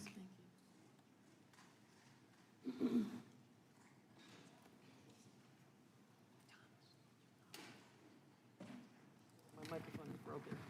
Oh, your microphone's broken. Maybe you slide over. Yeah. Sorry, the microphone is broken. Oh, wait, that might work. Okay. All right. Sorry, this microphone is broken. Want to thank all our witnesses for being in front of us here today. I know that this has not been an easy couple of hours, but I appreciate your endurance. I'll start with you, Ms. Wiley. 5 days ago, Democrat Representative Pramila Jayapal stated that she has been, quote, fighting to make it clear that Israel is a racist state. Yes or no, do you believe that statement to be anti-Semitic? I believe that there is a distinction between any just a yes or conversation no. about a government versus a group of people. So do you believe that each of my Democratic colleagues should publicly denounce her comments? Well, and not continue to give her a platform to make statements like Israel is a racist nation? Because essentially that is what is happening here. We are 100% trying to censor one gentleman because one side doesn't agree with his comments. So in a weaponization hearing about censorship, the left is trying to censor, which I think is absolutely crazy. And I have to bring this up. And since the door was opened, I'm deeply concerned about the fact that there were FEC reports brought up. Mr. Kennedy, you acknowledged that you don't know where those came from. You said that you have no affiliation with those. That PAC, that super PAC, I believe. The ranking member said she was deeply concerned about the affiliation. And we seem to have a guilty by association theme going on here. And so I just have to state for the record that I myself am deeply concerned about the affiliation of the convicted sex trafficker, Jeffrey Epstein, of which the ranking member took campaign donation money from. So I think that's the beauty of the First Amendment, is that we have a right to say what we want to say, but we also have the right to be offended. So I just wanted to point that out, glass houses and all. Our Democrat colleague, Mr. Lynch, opened up the door of what does the impact of the continued narrative of weaponization have on the general public? And I think that's really important because what we have seen in the last couple of weeks is irrefutable evidence of the fact that the FBI has not only been systematically working to censor American speech, but they have been facilitating it, and in some cases at the behest of foreign governments. A weaponization report proved that there was a direct connection between the Ukrainian SBU, in which that intelligence service was sending spreadsheets of thousands of posts, in some cases posts that were belonging to the United States State Department. And because we know that the Ukrainian SBU is rife with double agents, the FBI wasn't even vetting the posts. They were simply sending them direct to the social media companies saying, please take these down. So now we have an FBI that is not just saying that they're going to fight foreign interference, they're facilitating it. At one point even suggesting that they put forward a 24/7 channel where the FBI takes requests from a foreign government and filters it right to the social media company to have those posts taken down. And it was across the board, anti-Ukraine, pro-Ukraine. That right there proves that they weren't vetting the posts. That's a problem. We've established clearly with hard evidence that there is in fact a weaponization of the federal government against the American people, and every single day that we do not acknowledge it is a bad day in America. The pillars of our constitutional republic, not democracy, are being taken down bit by bit because the press is being told they can't ask the tough questions. Ms. Morris, you have probably received threats, you have been censored, you have been silenced. Mr. Sauer, you have been before us many times and you have expressed the pushback, the threats that you have received. Mr. Kennedy, I can't imagine what you receive on a daily basis from both the left and the right. So I'm going to go to our Democratic colleague, Mr. Lynch, and ask the question, what impact does the continued narrative of weaponization have on the general public? I know he framed this in a way to make a point that it is somehow negative to ask the tough questions, but I'm going to ask our three witnesses here, what are the ramifications if we don't talk about it, if we don't expose it? And I only have 25 seconds, so Mr. Sauer, take it away. If federal censorship is not stood up to aggressively, it will expand to every corner of online discourse. Ms. Morris. It's It's just this, I can't even believe this is a conversation. Like, this is not controversial or taboo. We live in the United States of America, and you have the right to say whatever you want, to print whatever you want, and to read whatever you want. Mr. Kennedy. A government that can censor its critics has license for every atrocity. It is the beginning of totalitarianism. There's never been a time in history when we look back and the guys who were censoring people were the good guys. All of us grew up reading Arthur Koestler, Robert Heinlein, Aldous Huxley, George Orwell, and they were all saying the same thing. Once you start censoring, you're on your way to dystopia and totalitarianism. And I know my time has expired, but Mr. Sauer, you said earlier, censorship is about power. Censorship is about control. And the entire progressive leftist agenda is about nothing more than dependency and control. That is why this is so important. With that, I yield back. Gentlelady yields back. Gentleman from New York is recognized. Thank you, Mr. Chair, Chairman. before that, I have a document I'd like to enter into the record, a Washington Post article of July 23rd, which lists the misstatements of facts in the preliminary injunction in the Missouri v. Biden case that we've been talking about. From what paper? What publication? I said the Washington Post. Okay. Thank Without you. objection. Mm-hmm. Gentleman from New York is recognized. Thank you, Mr. Chairman. Mr. Sauer, welcome back to the committee. It's great to see you again. You're becoming a mainstay on the committee, and I do hope that you continue to update us on your case now that it has been stayed and will not be implemented as it goes through the appeals process. I'd like to quickly play a short video, if we could. COVID-19 is targeted to attack Caucasians and black people. The people who are most immune are Ashkenazi Jews and Chinese.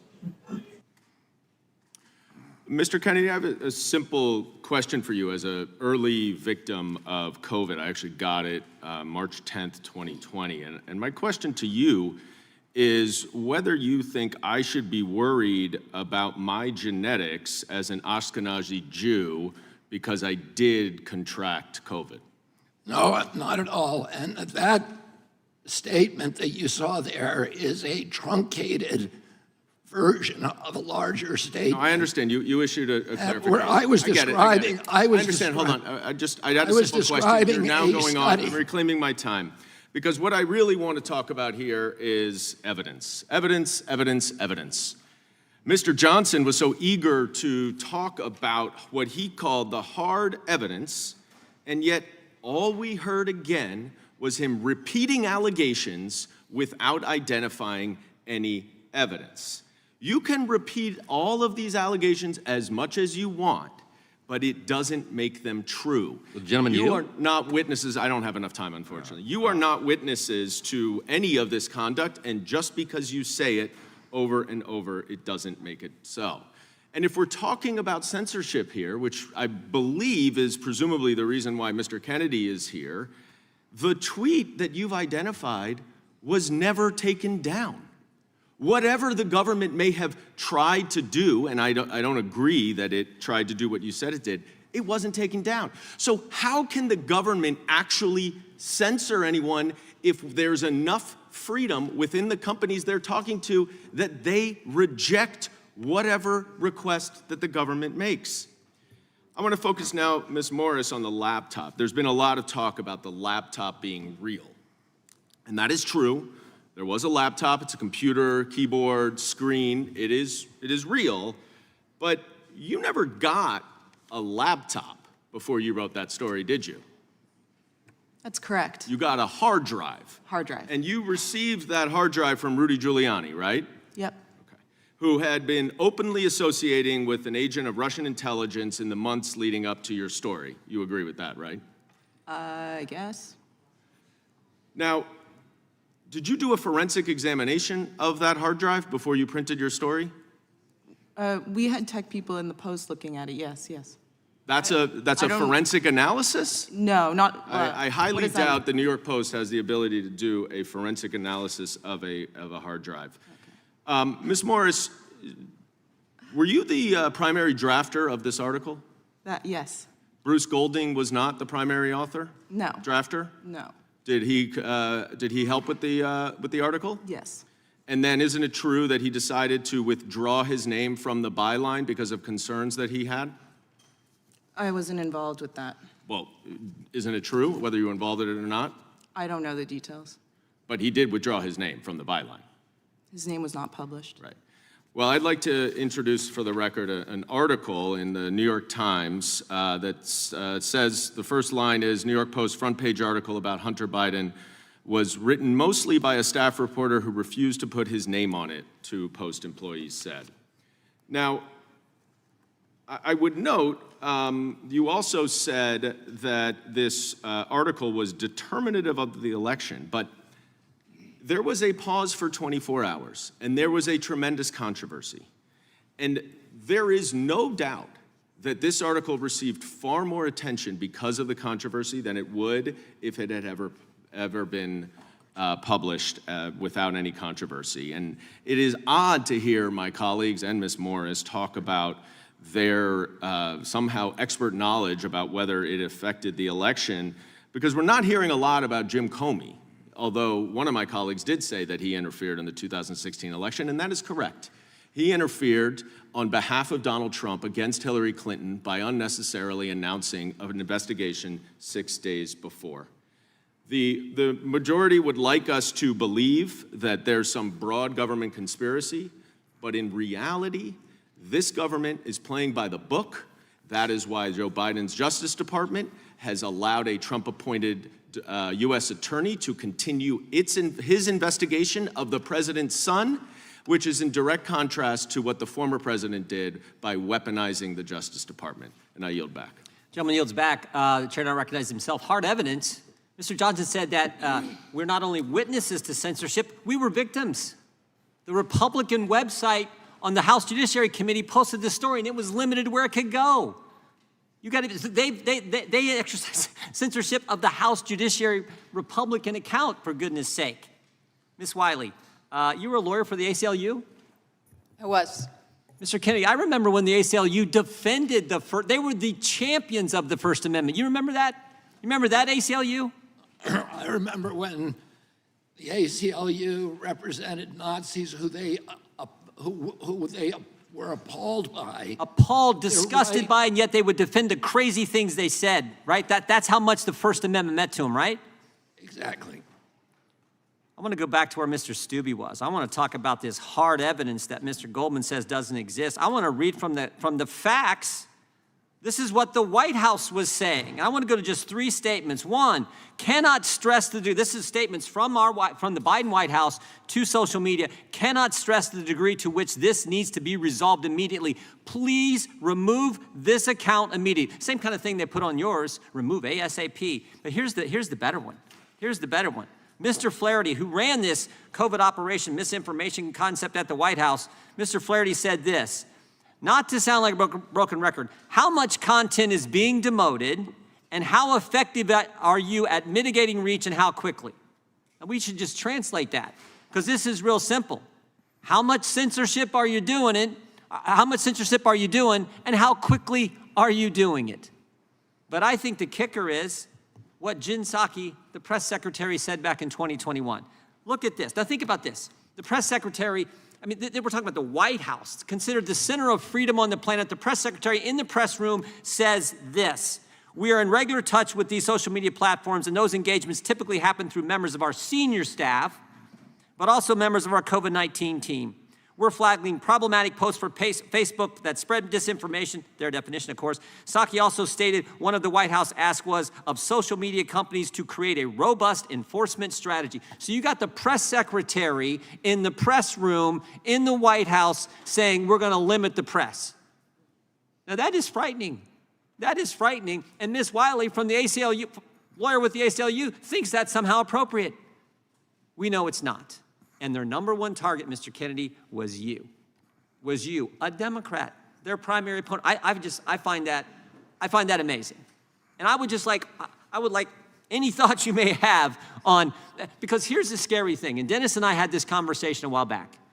If you don't have a robust First Amendment, If you try to restrict what the people say and what the press reports, that is a scary place to go.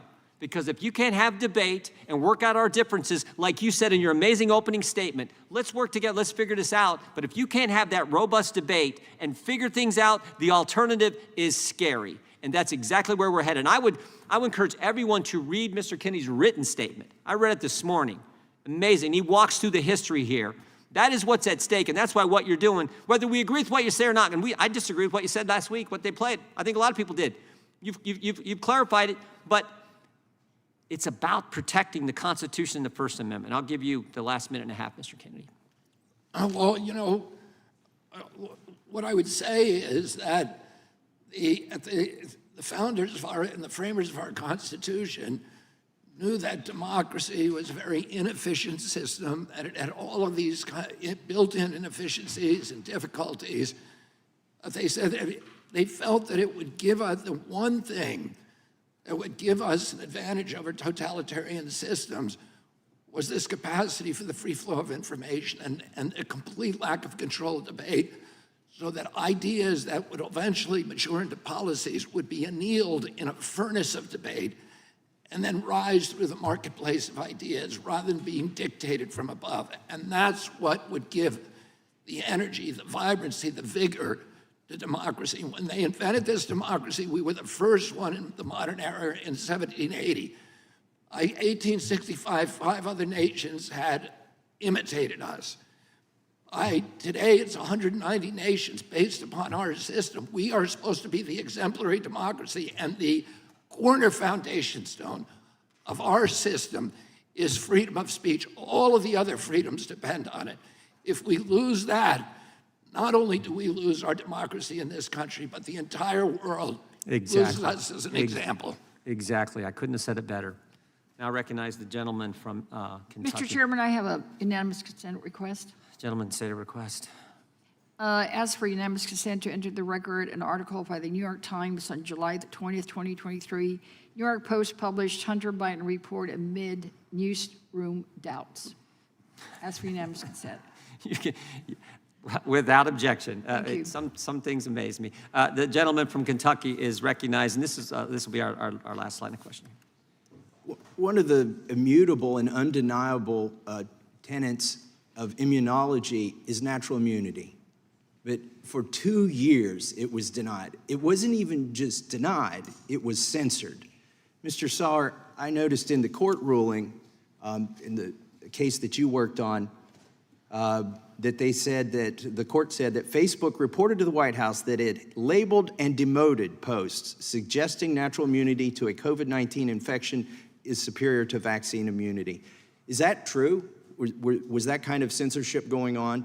Yes, that kind of censorship was going on, and there were direct communications between the platforms and federal officials about natural immunity specifically that I think you've correctly quoted. And thanks to the Twitter files, we found out that the former FDA director, who was on the board of Pfizer, Dr. Scott Gottlieb, wrote on August 27th, 2021, to Twitter executive Todd O'Boyle, who, by the way, was kind of one of the go-to people for the White House also to coordinate with when they wanted something suppressed, requested Twitter take action against a post about natural immunity. You know what's amazing to me is Scott Gottlieb, who works for Pfizer, who's a former FDA director, went to Twitter the day I got censored on natural immunity, my post, a congressional post. Now, the other side said, well, your tweet's still up, your post is still up. What do you mean you're getting censored? What they did is they labeled it and they denied anybody's ability to actually comment on it, and they deboosted it. So I simply said natural immunity is better than vaccine immunity. We had studies showing that. They took it, they censored it. So the next day I tried it again with a reference to Bloomberg, hardly a right-wing outlet or conspiracy generator, and they censored that one as well. This is astounding to me. Mr. Kennedy, can you talk about the censorship, the effort of the White House and pharma to suppress the acknowledgement of natural immunity and why they might have been doing that? Well, again, there was an effort to suppress information, not In fact, if you read the Twitter files and the email correspondence between Facebook and the White House, there was an acknowledgement that they were being asked and they were complying with censoring information that everybody knew to be true or highly likely to be true.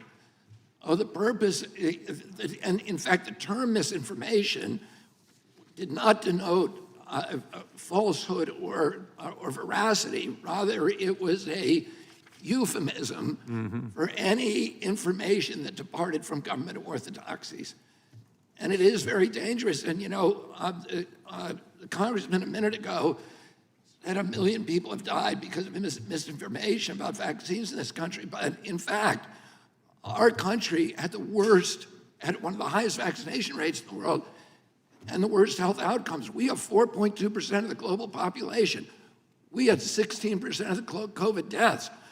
Blacks in Haiti with a 1% vaccination rate were dying at a rate of 15 per million population. And same in Nigeria, had a 1.3 vaccination rate. They were dying at 1 in 14 per million population, 14 per million population. In our country, blacks were dying at 3,000 per million population, 200 times the death rates in other countries. And this holds throughout the world.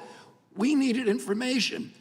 We should have all been sharing information openly and talking to the 15 million doctors through the internet who were treating patients on the front line all over the world and channeling the best therapies, the most successful treatments, so that we can all figure it out. This is not a time in a pandemic I'll just say this one thing. Trusting the experts is not a function of science. It's not a function of democracy.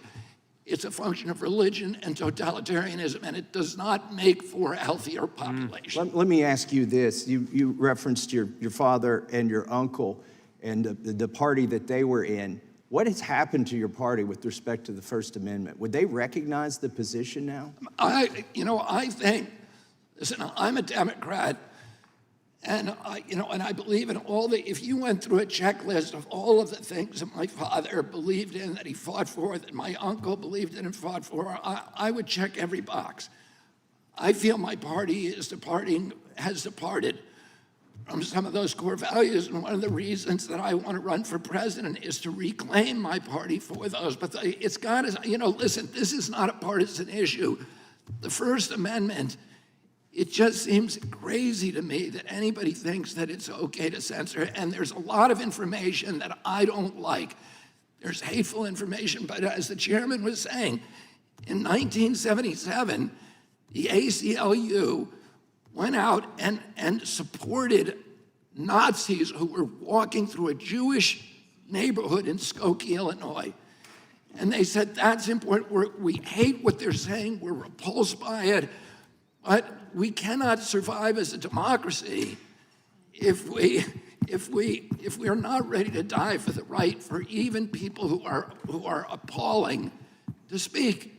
The democracy won't work. Unfortunately, there's no other way to control it but through the First Amendment and free speech. Amen, and thank you for those comments. Time the gentleman has expired. Ranking Member, I have one other question I could ask, but I would first give you a chance to ask the question if you had. I just have one quick question for Mr. Kennedy. But I want to be fair. If you got an extra question you want to ask Ms. Wiley or any witnesses, I'll turn to you first.